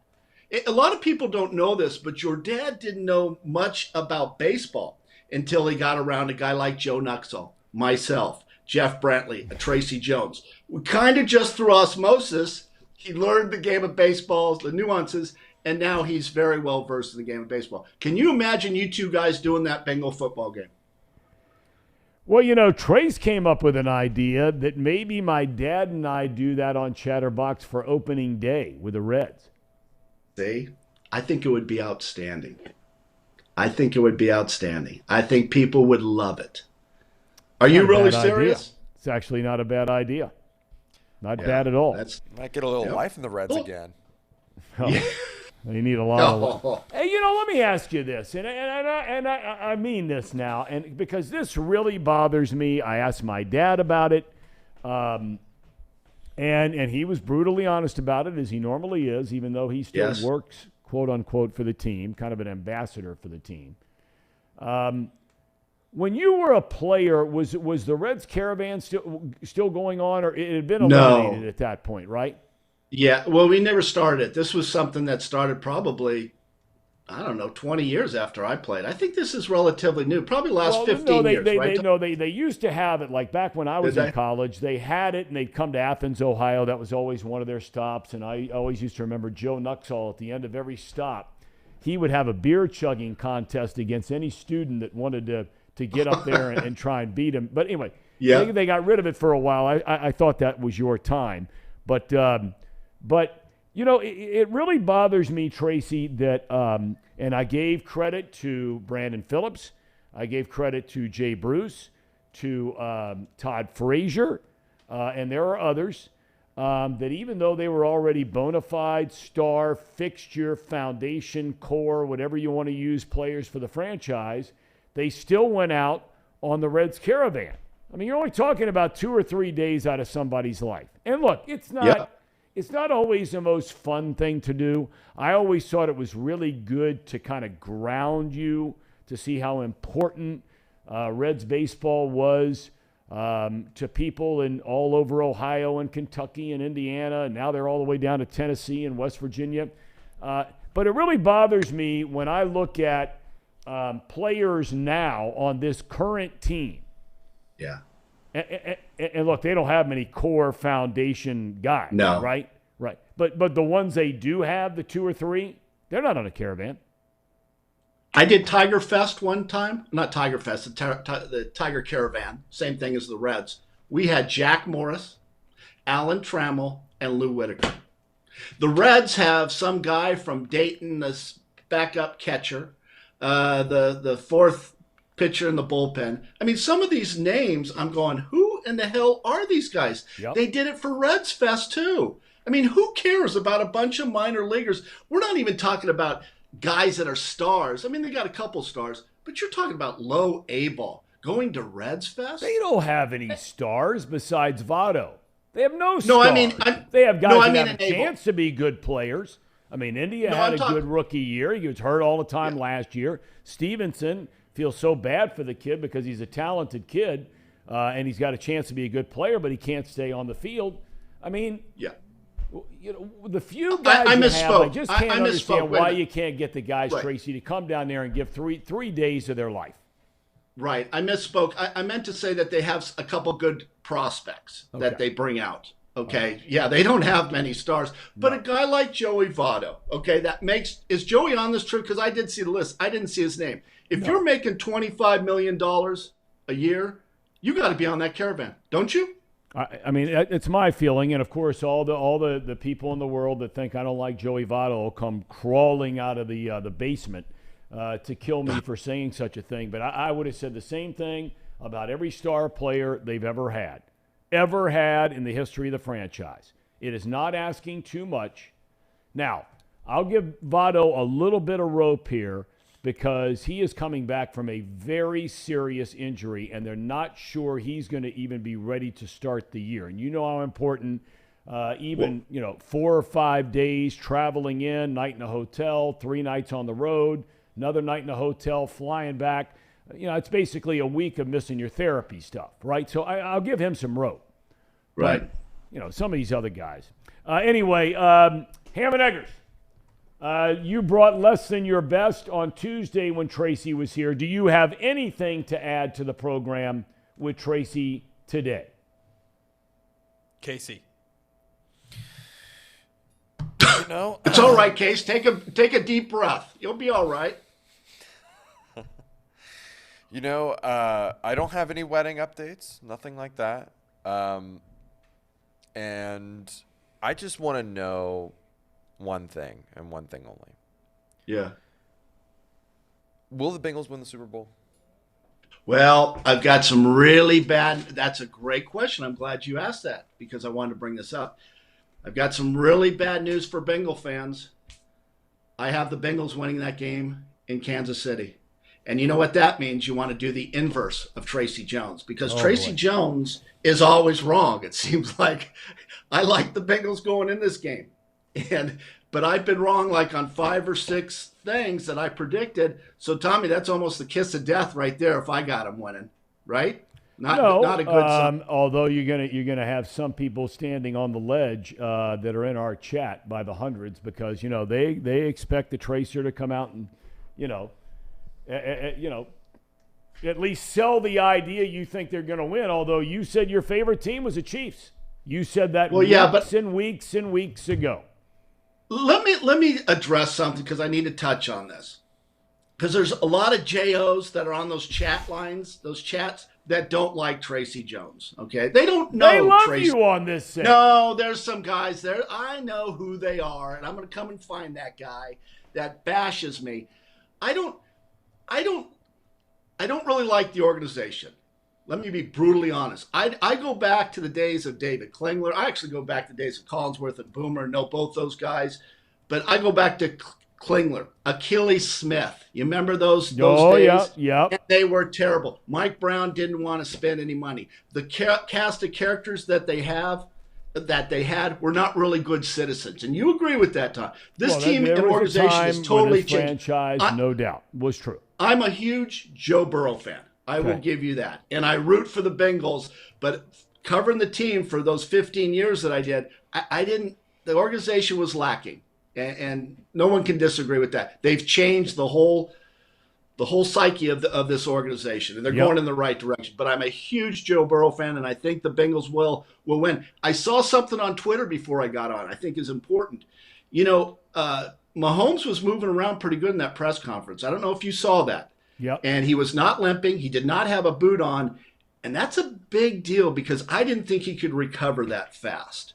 So that's just something you want to throw it. He wasn't limping. Did you see the same thing that I saw? I did, and they had him running around. And now I made the comment that, it's a little bit different the way he was running around at practice than it will be if he's getting chased by, Mike Hilton and trying to avoid a corner blitz, or Trey Hendrickson or Sam Hubbard, DJ Reader, 300-pound-plus guy, chasing after you, trying to knock your block off. So, a little bit different ball game then. You know that, and I know that, going at it game speed, full speed, as opposed to just trotting around. But he did look better than I would have thought. What is the line? Is it the Bengals give it up 1 point? Is that the line? Paul, because where I'm are really we today thinking on Betfred Sports? Yeah, it's back to even money for the Bengals. The Bengals are +1 now, so they're the underdogs by point. But I mean, hold on a second. Back up. This thing started, and I'm not a big gambler, but I mean, for this game, I've paid a little bit of attention. When the line opened, correct me if I'm wrong, Paul, Chiefs were 2.5 point favorite. I think it opened at 1.5. Okay, they were the favorite though. Yes. Okay. Yeah. It swung the other way and went as far as to the Bengals being a 2.5 point favorite. It never got to 3, but yeah, it was at 2, All right, 2.5. so you're telling me that now this morning that the Chiefs are favored again by a point? Yeah, the line's been very violent. It's been all over the place. So the Bengals are back at plus money. Do you think, Paul, knowing gambling the way you know it, do you think that watching that video of Patrick Mahomes move that line? Yeah, absolutely. I think, maybe not so much watching that video, but just like the accumulative, all the info that we've gotten out now on Mahomes, that we've seen the video, we've heard from the press conferences. If it had come out, let's put it this way, if it had come out that Andy Reid said he wasn't practicing today and tomorrow, then this line would be up to a field goal for the Bengals. See, Tracy, you know, one of the reasons we love having you on this show is because you see things other people don't. Well, I do see. You go to Twitter. Twitter's great now that Elon Musk has taken over and is the CEO. It only cost him $44 billion, but at least we, got the conservative voices. But that's a whole different thing there. This is a difficult game to place a wager on. And I have a friend who is a degenerate gambler. I hate to say he's a lot like the ham and eggers across the way right there. Yes. Gambling on everything. And if you guys got a problem, what's that phone number? Isn't there a phone number to call? 1-800-GAMBLER. 1-800-GAMBLER. They ought to be. It's not gambler. But he even said 1-800-GAMBLER. Yeah. All right. You ought to have that on speed dial. Go ahead, Tracy. I didn't interrupt. But he gambles on everything, and he said because he had the Bengals last week, and I said, well, I would have taken Kansas City. He thought I was a fool. He says, you got to be kidding me. You got to be smarter than that. He made $52,000 gambling last year, so he's pretty good at it. He told me there's no way he could bet on that game. Too close. Either way. He picked the San Francisco game. He picked the and he's an honest guy. He'll tell you when he loses. He bets on baseball. He bets on not women's basketball. But, yeah, he said that game's going to be really tough to bet on. So, but I got the Bengals. I think they're going to the Super Bowl. I do too. I hope they're going to the Super Bowl. I do too.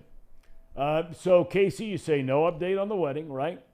No updates on the wedding. And no updates on some of the suggestions that Tracy said could offset some of the cost?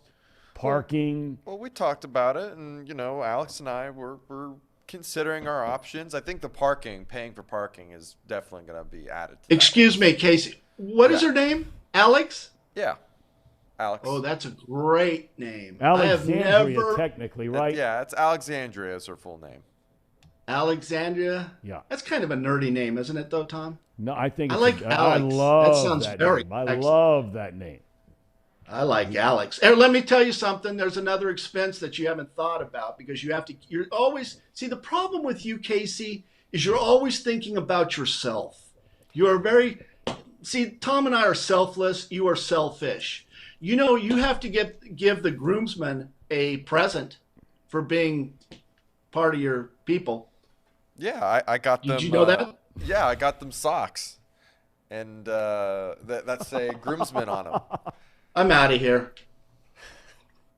You don't That's like that? That's a horrible gift.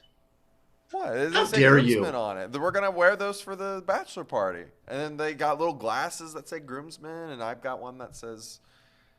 Did you say socks? Yeah, How are people going to see that?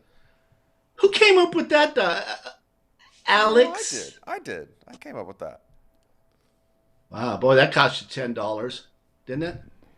Yeah, you said I got to go cheap, right? I got to go to the Dollar General. That's where I found them at.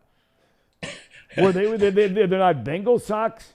No, they're just black socks with some white lettering on them that say groomsmen. It spells the word groomsman in white stitching across. Yep. That's the. And Well, I where do tell you they what. wear those ever again the rest of their lives? Does your friends start to circulate getting married in future years? Is that the thought? Yeah, You thinking ahead? it's a lifetime. It is a timeless gift. Okay, I've got a 3-letter word that I can use right now that I won't. It's yeah, I could, and I'll hold off. But that is just, I don't know what you're thinking. Hey, Okay, so you his gotta do better. bride-to-be, Alex, just jumped in and said Oh God. he should have got them some top-shelf bourbon. Now, you're not a bourbon guy, Tracy. No. You're a vodka Grey guy. Goose. Grey Goose. Vodka. But, I mean, did Alex share that with you when you were talking about socks versus bourbon? Not exactly. I mean, I thought. What did she get her liked it, but I guess bridesmaids? She didn't. She had to get her bridesmaids something. Yeah, I think she got them like a cup that says bridesmaid, and she got them like, I can't quite remember because she gave those gifts so long ago. Now it feels like I still haven't given my gifts out. So this is a bit of a predicament. I still haven't got my invite. I still haven't got my save the date card. Oh, you'll Do you get have it. a save the date card? Yeah. I have Okay. a save the date card. I'm gonna send it to you by next week. Okay, now I'm not going to sign autographs if I go. I'm not going to do that, okay? Okay. I'll try to make sure that everyone knows that you are in the VIP section, that no one can go near that area. Yeah, you got to have that sort of roped off. Yeah. I'll have like the red rope, and I'll have the red carpet all laid out for you. Yep. Don't even look at me. I don't want to make eye contact. And I don't shake hands. It's only The Rock. Would Danae come to that wedding? If I don't know. the invitation is sent Danae's- out, would she come along to that? Danae is off. She's traveling to Los Angeles. She's helping her sister. Her sister's building a home. It's taking 2.5 years. Well, that's 2.5 years. That's got to be without a contract. doubt. That's got to be the California, codes that they have, that kind of thing, right? To make sure you you don't mean as far as- trounce on some special kind of roach in the neighborhood or something, right? Yeah, butterfly. there's a butterfly that was extinct. No, it's very tough to build a home, and my wife is very helpful, and she's going to be out there probably every other weekend helping her sister. It's only worth about 2.7. It's got a house in the back for Chateau Jones is what they call it. Nice big swimming pool. It's kind of far from the beach, though. It's like, I would say, a 1/4 mile from the beach. So it's an okay place. It's not as good as my mother-in-law's place right on the beach, but you get the point. Now, that sounds to me, you made the comment that you still have not taken Danae on a honeymoon. Do I remember that correctly? Is that right? Yes. Okay, well, Right. This could be one of those deals where Casey, you could delay your honeymoon. You could wait till this house is completed, and they have the little chateau in the back. And maybe that could, be a relatively inexpensive honeymoon. That sounds like a great idea. Okay, like Tom's a wonderful idea. Well, here's the thing, Tom. You're always you ask really good questions. You would have been you were a great broadcaster. You still are a great broadcaster. You asked a lot of great questions. Ex-professional. They are putting it up for our Airbnb. They are doing that. Do you know how much a night? How much Casey, a you night? ready for this?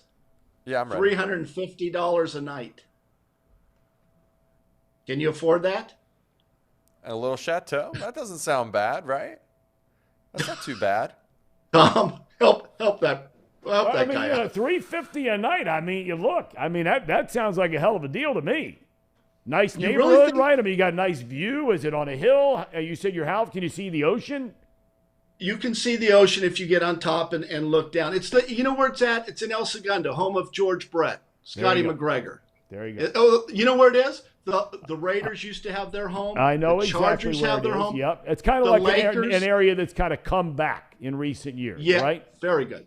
Yeah, you have the Lakers there. You have the Kings there. Like I said, the Chargers. So there's a lot happening in that city. So Okay. $350 isn't too rich for you guys. Wow. Big time. You're sounds doing like pretty good with that Paul, gambling by the case. time you ever pull the trigger, Oh, and I I'm know. not going to bring all that up. No. That's unfair, one man to another, to ever bring that up. We got When's some that fun- Taylor He is Swift starting concert? to get a little itchy, I can promise you. I know. We got some. When's that Taylor Swift concert? June, the last day of June, Tracy. Last day of June. Now we got a remember- long ways away.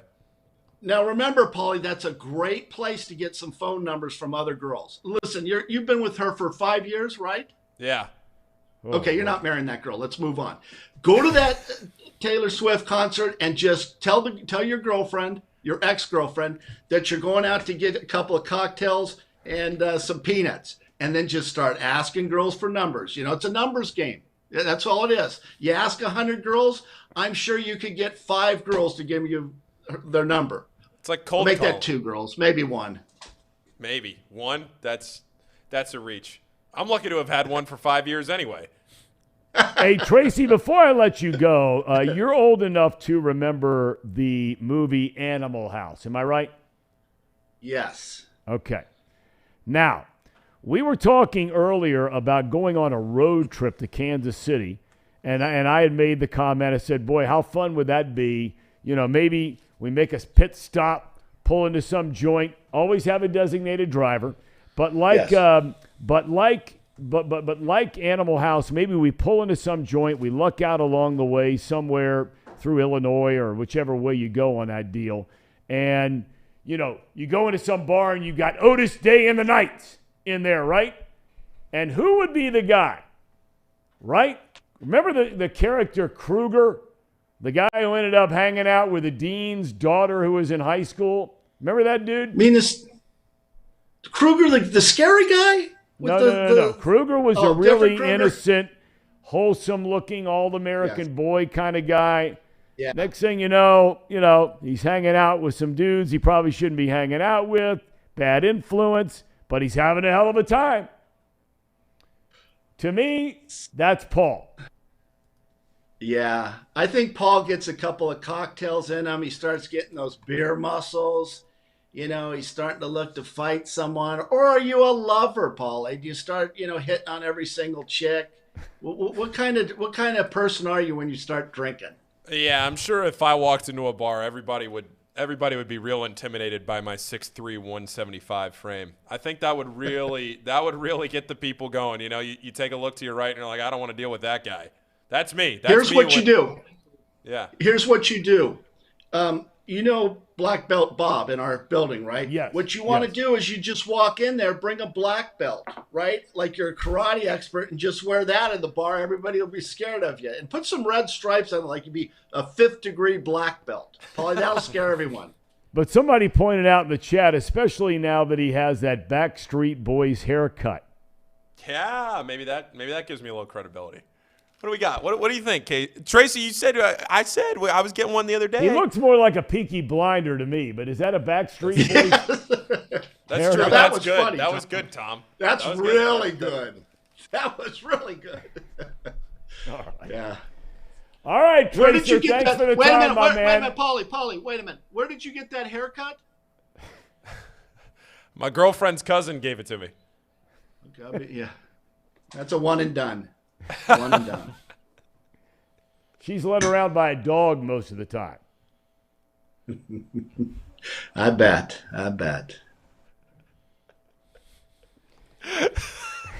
All right, Tracer, have a good day, my man. Good seeing you. Enjoy your weekend. Have fun on Friday night in Bellevue. All right, go Bengals. Go Bengals is right. What are you laughing at, Paul? No, nothing. What are you laughing It's at? just I love Tracy. Okay. That's all. All right. All right, we got cherry on top here. Cherry on top, presented by United Dairy Farmer. Let's see it. You want to see it? So we did the Joe Burrow mic'd up yesterday. So we have another mic'd up here. What, Tom? Go ahead. Oh. But we have. What's so funny, Tom? No, the chat is. I mean, it's unbelievable. Go ahead. Go, please. Play it, Casey. Hey, I'm going to put all 185 pounds on his ass.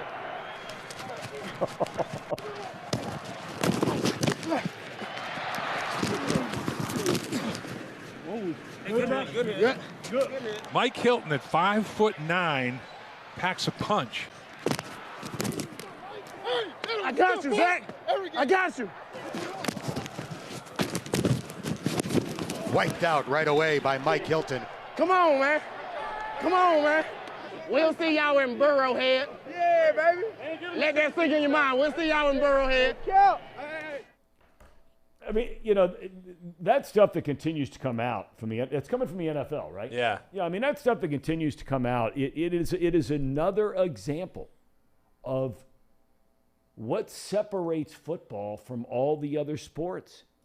In a baseball game, you can mic up a guy, but you're not going to get anything because most of the time those guys are by themselves. There might be something in a dugout, rarely, that's even worth putting on. But that stuff is just gold, especially when it's your team, right, Casey? Absolutely. Who dat? Big day tomorrow, boys. Big day tomorrow. We're singing tomorrow. We're going to be singing. Big day tomorrow. I think you guys need to go home, and when you put down your head on the pillow and you say your prayers, then ask yourself the question, are we going to make the picks worth more and penalized more if you lose? Or are we just going to say, there's only, 3 games left, including the Super Bowl. Is he within 3? No. I don't think so. Okay, well, that's the only way, unless we just go ahead and not even waste our time picking the games. Well, I think we need to pick them to see. But here's the problem. I think we're all picking the same. We're all picking the same way in both games. Well, I don't know Maybe about not. that. Unless you guys are trying to, pick up a game. Then. Well, I don't know about that. I think all of us agreed we'll pick the Bengals, but I'm not quite so sure that all of us are going to agree across the board on the Niners v. Eagles. Okay. Because you picked the Eagles to go to the Super Bowl. I did. Are you pick? Well, we'll save it We'll for do it tomorrow. We'll save it for tomorrow. All right. We thank everybody. Seriously, we kid around a lot on the show and try to have a good time. But thank everybody for watching. Our numbers continue to get better and better. It's because all of you. We thank you for those of you that subscribe to the program while you were watching today. Tell some of your buddies about it. Just ask them to check it out.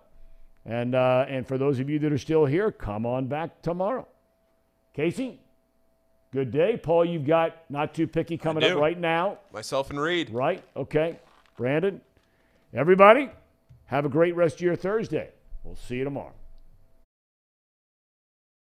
At United Dairy Farmers, we've perfected freshness in our family bakery, where we use only the finest ingredients, like thick, high-quality glazes on our signature donuts, before delivering them fresh from bakery to store every day. UDF, made for you. If your AC or furnace is struggling, turn to the experts at Bartell's Heating and Cooling. Their certified technicians get the job done right the first time. And if you need a new unit, Bartell's will give you upfront pricing with no hidden fees.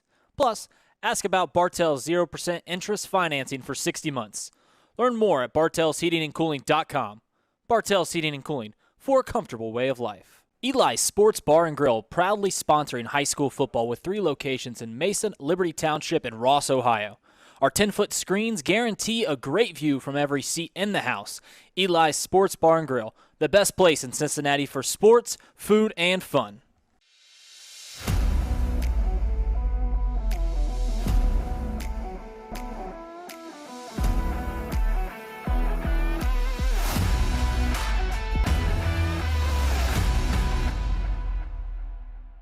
Where can you turn when you're in pain? Turn where more high school, college, and pro athletes turn. Where your neighbors and weekend warriors turn. Turn to Beacon Orthopedics and Sports Medicine and get superior care on your schedule. That's the Beacon difference. Check out our fresh arrivals at Jake Swinney Used Cars. Over 250 used vehicles weekly. All makes, all models. From economy to luxury, Jake Swinney, the original used car superstore. Oh, here we go. Here we go, Paul. Here we go. Here we go, Paul. Well, we're live. We're on, baby. Hey everybody! It's See you, Tom.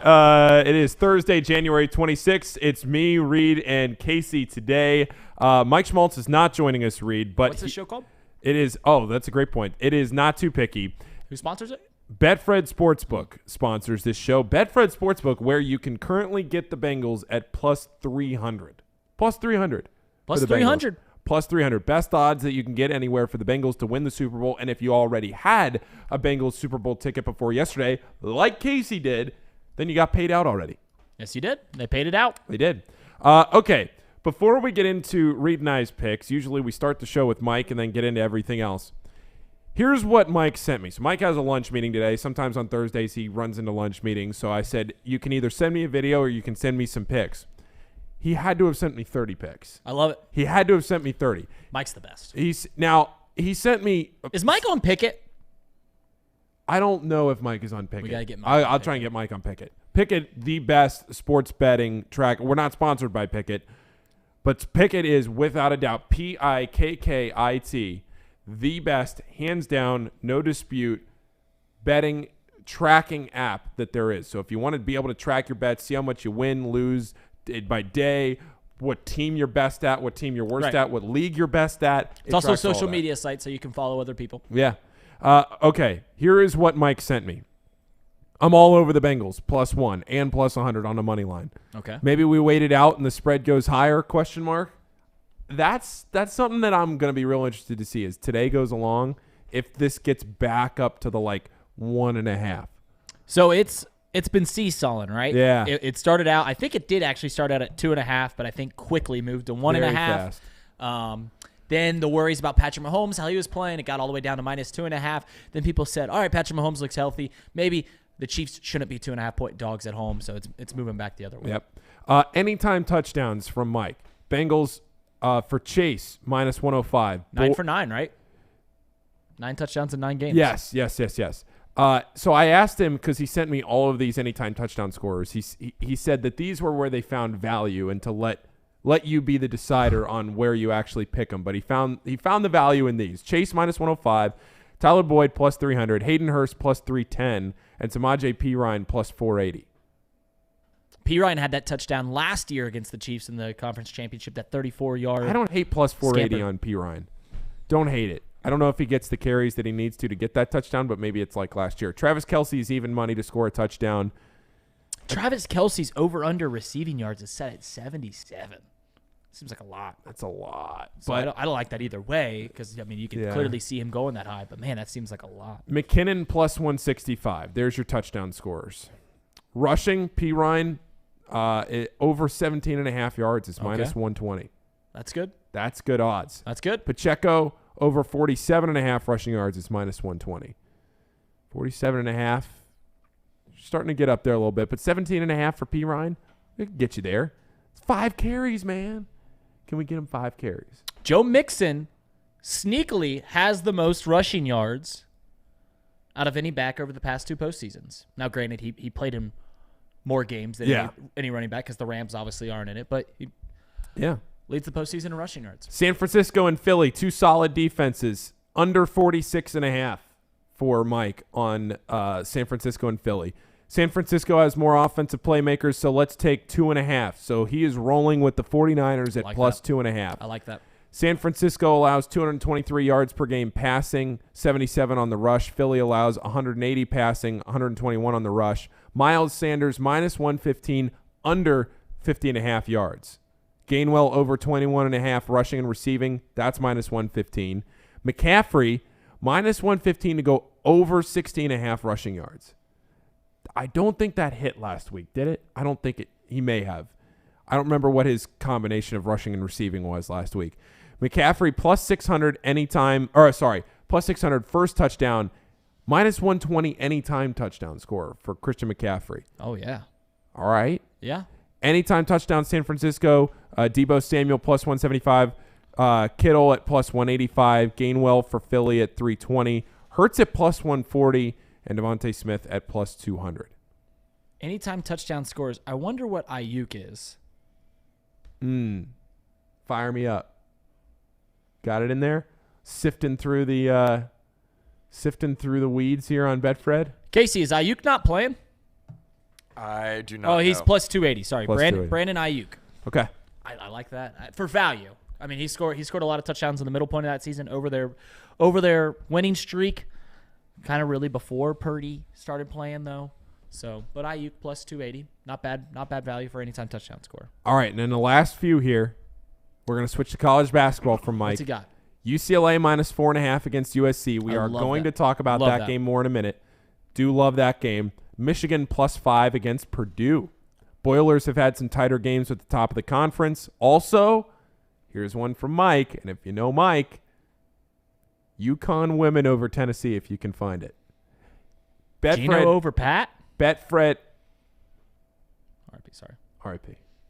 Betfred has listed women's odds, not for every game. So if they put it up there, the UConn women over Tennessee. When's Mike going to give us a college wrestling pick? Because Betfred is the only book that I know of, but it's the only book that matters.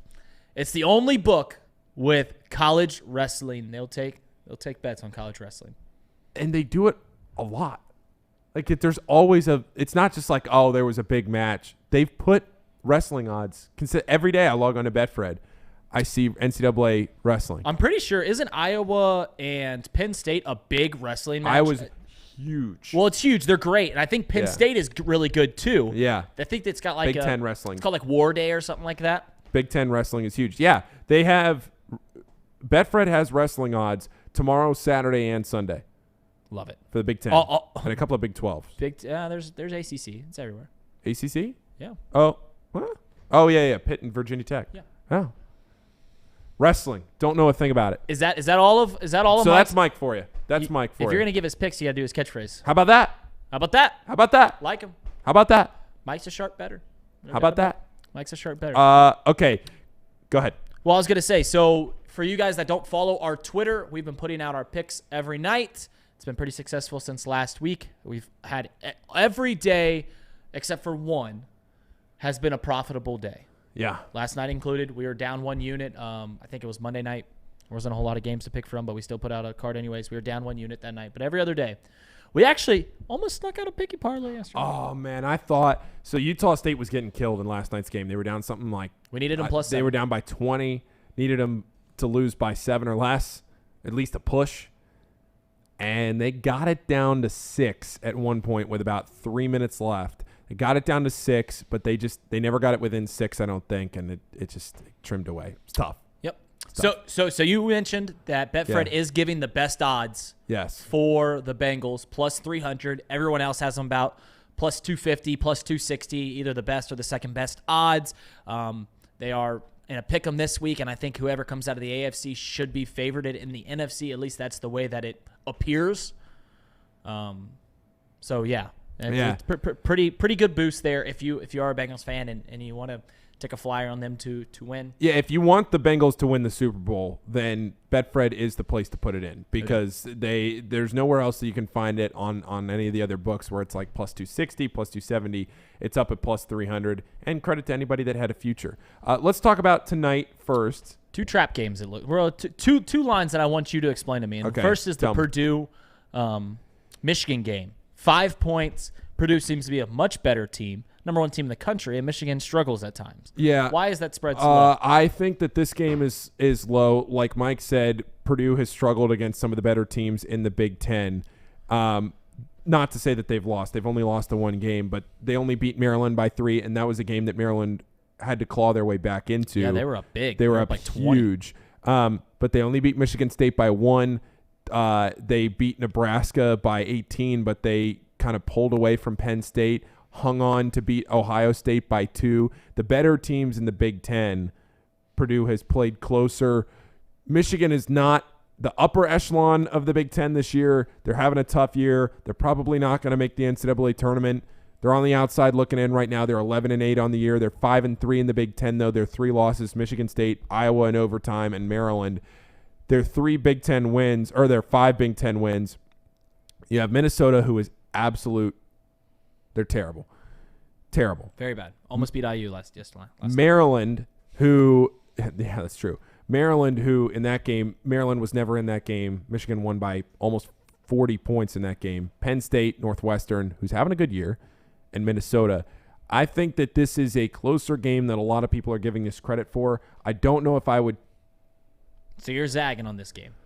I'm probably not going to take this game, but if you play this game, I would take Michigan at home at 5. If you're going to play this game, take Michigan +5 at home. That's good news because I already had it in my bet slip. Haven't bet it yet, but I was looking heavily. I think Purdue is a Final Four team. I mean, they're the number 1 team in the country. I think their game appeals itself to tournament play. I think they're really good. I think they are the best team in the country. My number 1 vote would have gone to Alabama. I know that they needed a miracle to win last night. Credit, they got it at home down in Coleman Coliseum. They've been electric to watch this year. Especially in SEC play, and they got the win last night. They were trailing by double digits in the first half. They came back to win. Did not cover, though. Thought they were going to cover. Did not cover. But Michigan and Purdue tonight, that's a game I'd probably stay off. Just too many. Michigan's been way up and down. Michigan, just like Illinois, where I can't figure out Illinois. I've been on the wrong side of them winning, and I've been on the wrong side of them getting blown out. I just don't know what I don't know what to do with Illinois. I've given up on Illinois. I don't know what to do. I agree. I agree with Michigan's a team I can't figure out either. Yep. Like you said, clue. They blew Maryland out of the water, but every time I seem to watch them, they play terrible. Nick Kirby has hopped in the chat, and Kirby has been blistering hot. Oh, the dude's hot. Blistering hot. He is fading Bellarmine once again. Nobody hates Bellarmine more than Nick Kirby. Nobody hates Bellarmine more than Nick Kirby, and he is fading the hell out of him. While the country is fading Louisville, the Louisville Cardinals, Kirby said, I'll take it one step further. I'll fade that other team. I'll fade the whole city. I'll fade everyone from that city. He said, Bellarmine, Louisville, Jack Harlow, it doesn't matter. I'm taking the opposite. Eastern Kentucky -1.5 at Bellarmine tonight. Bellarmine is terrible. I mean, they are not good. Eastern Kentucky. Kirby, our Hatters are like double-digit dogs tonight. What's up with that? Stetson. Who's Stetson playing tonight? Stetson Hatters. I think they're playing Liberty. Liberty's good. Liberty's good. Liberty's always good. Let's talk about the other game that you wanted to get into. And UCLA. I've been on the trend that UCLA has been hitting their unders at a rapid rate. Ever since getting into Pac-12 play, they've hit every single under but once, and that was last week when I really needed them to. But that line is at 134 right now. So it got bet all the way up to 134. I locked it in at under at 134 because they scored 118 points the last time they played USC. And as for the spread, UCLA were like 12-point favorites against USC the first time around. They got up 20 points, and then USC clawed their way back, and I think it ended up being about a 6-7 point game. So even though UCLA's on the road tonight, I like that spread. I haven't booked that spread yet, but I do like UCLA at -4.5. UCLA, it's all the way up to – that's a whole possession that they've given you. Man, I love that. I almost love it too much, Reed. Am I okay to love it too much? I don't know. 130, 129 was tough. That was your pick of the day, was the under. 131, was the under. I got it at 131. It's got down to 128. It's boomed all the way up to 134. I'm going to take the under. It's got to lose eventually, but I'm going to keep riding this gravy train until it does. Yeah, 134. Hammer that under. Okay, so that's college basketball. Kind of a light night tonight in college basketball. It's a decent weekend of college hoops before Championship Sunday. Go ahead. One other over-under that I liked. I like the Iowa Hawkeyes Michigan State over. 145.5. Iowa has gone over in 6 of their last 7 games. Michigan State slows the game down a little bit. 145 is a little high for a Big Ten game.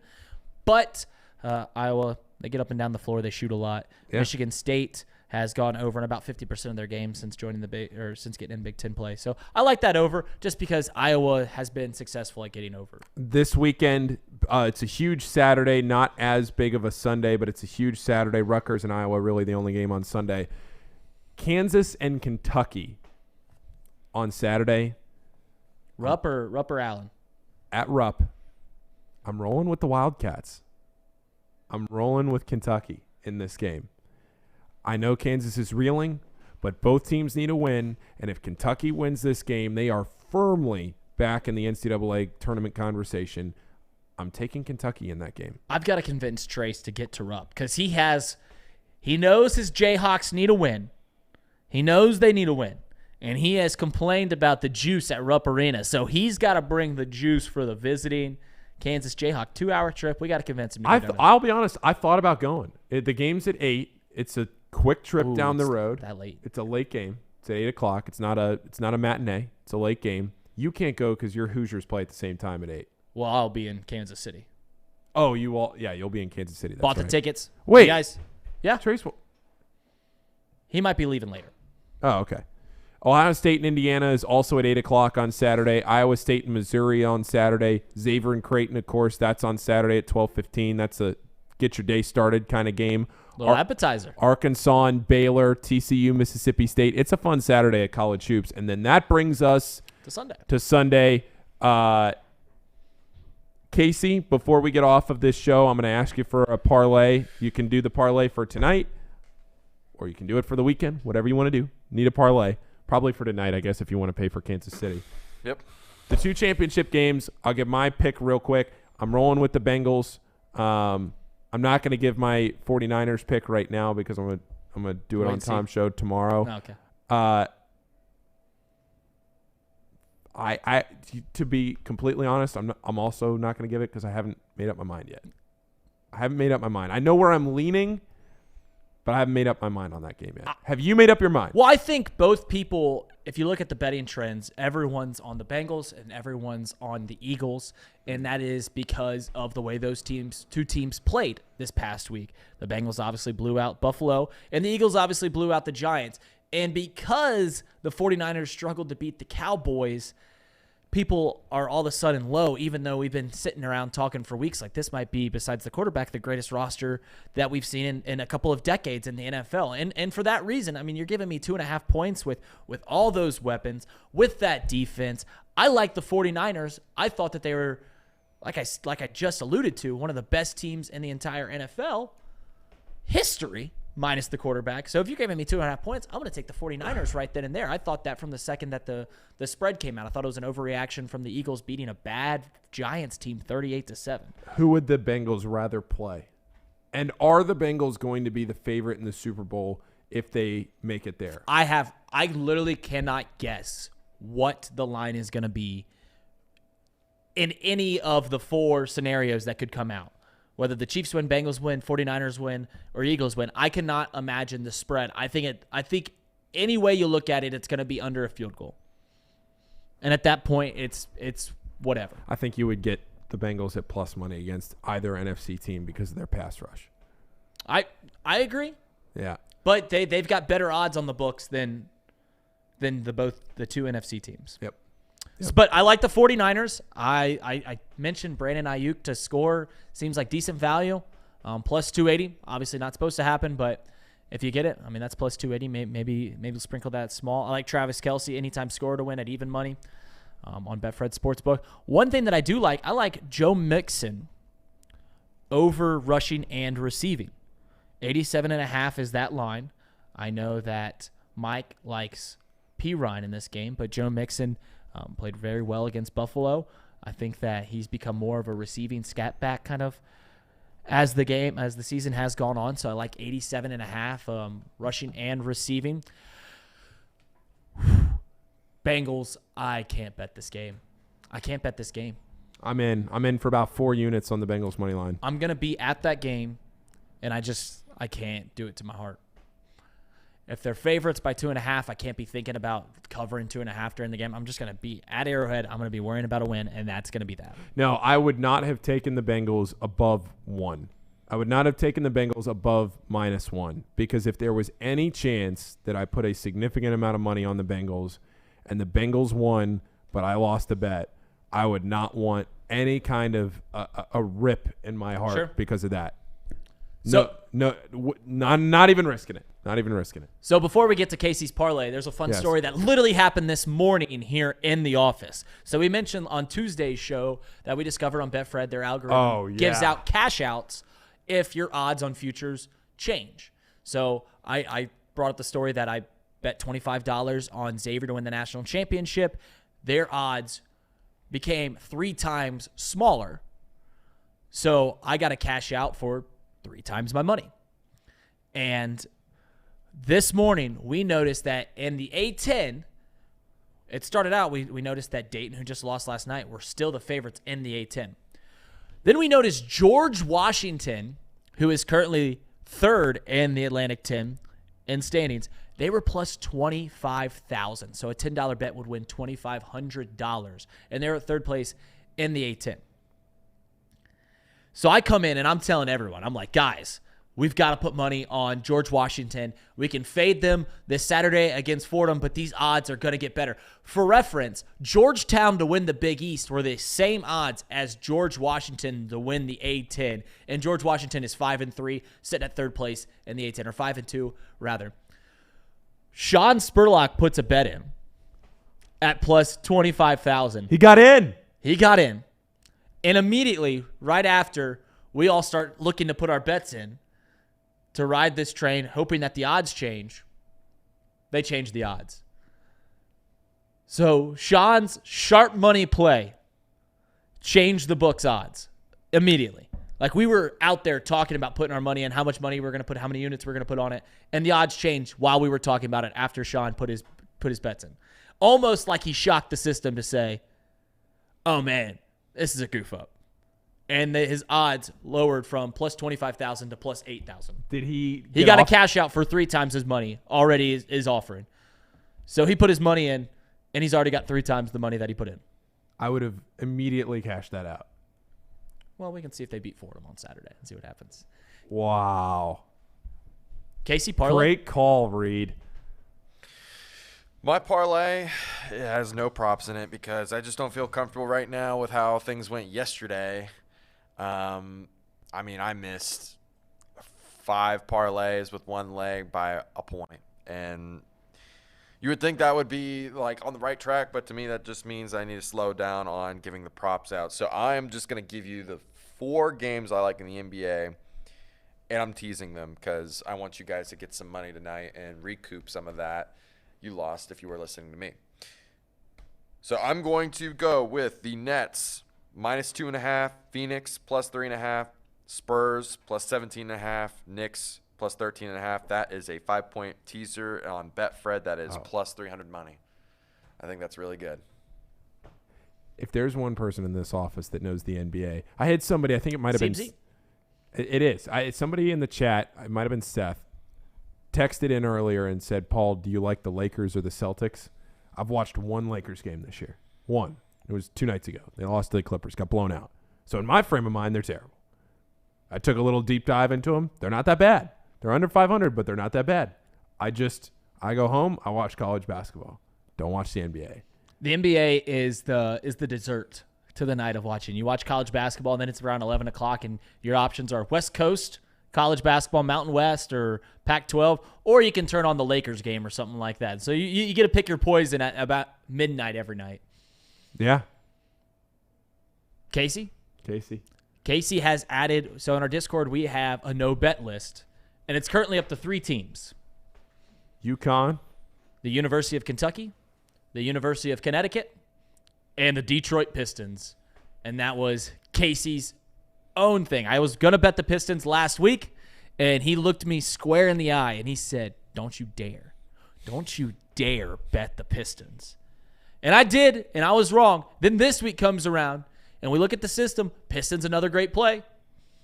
And I think it was Trace was like, I think we're going to play the Pistons. And Casey looked him square in the eye, and he said, don't you dare bet the Pistons. Casey has turned Detroit Pistons in from the bad boys of basketball into just bad basketball.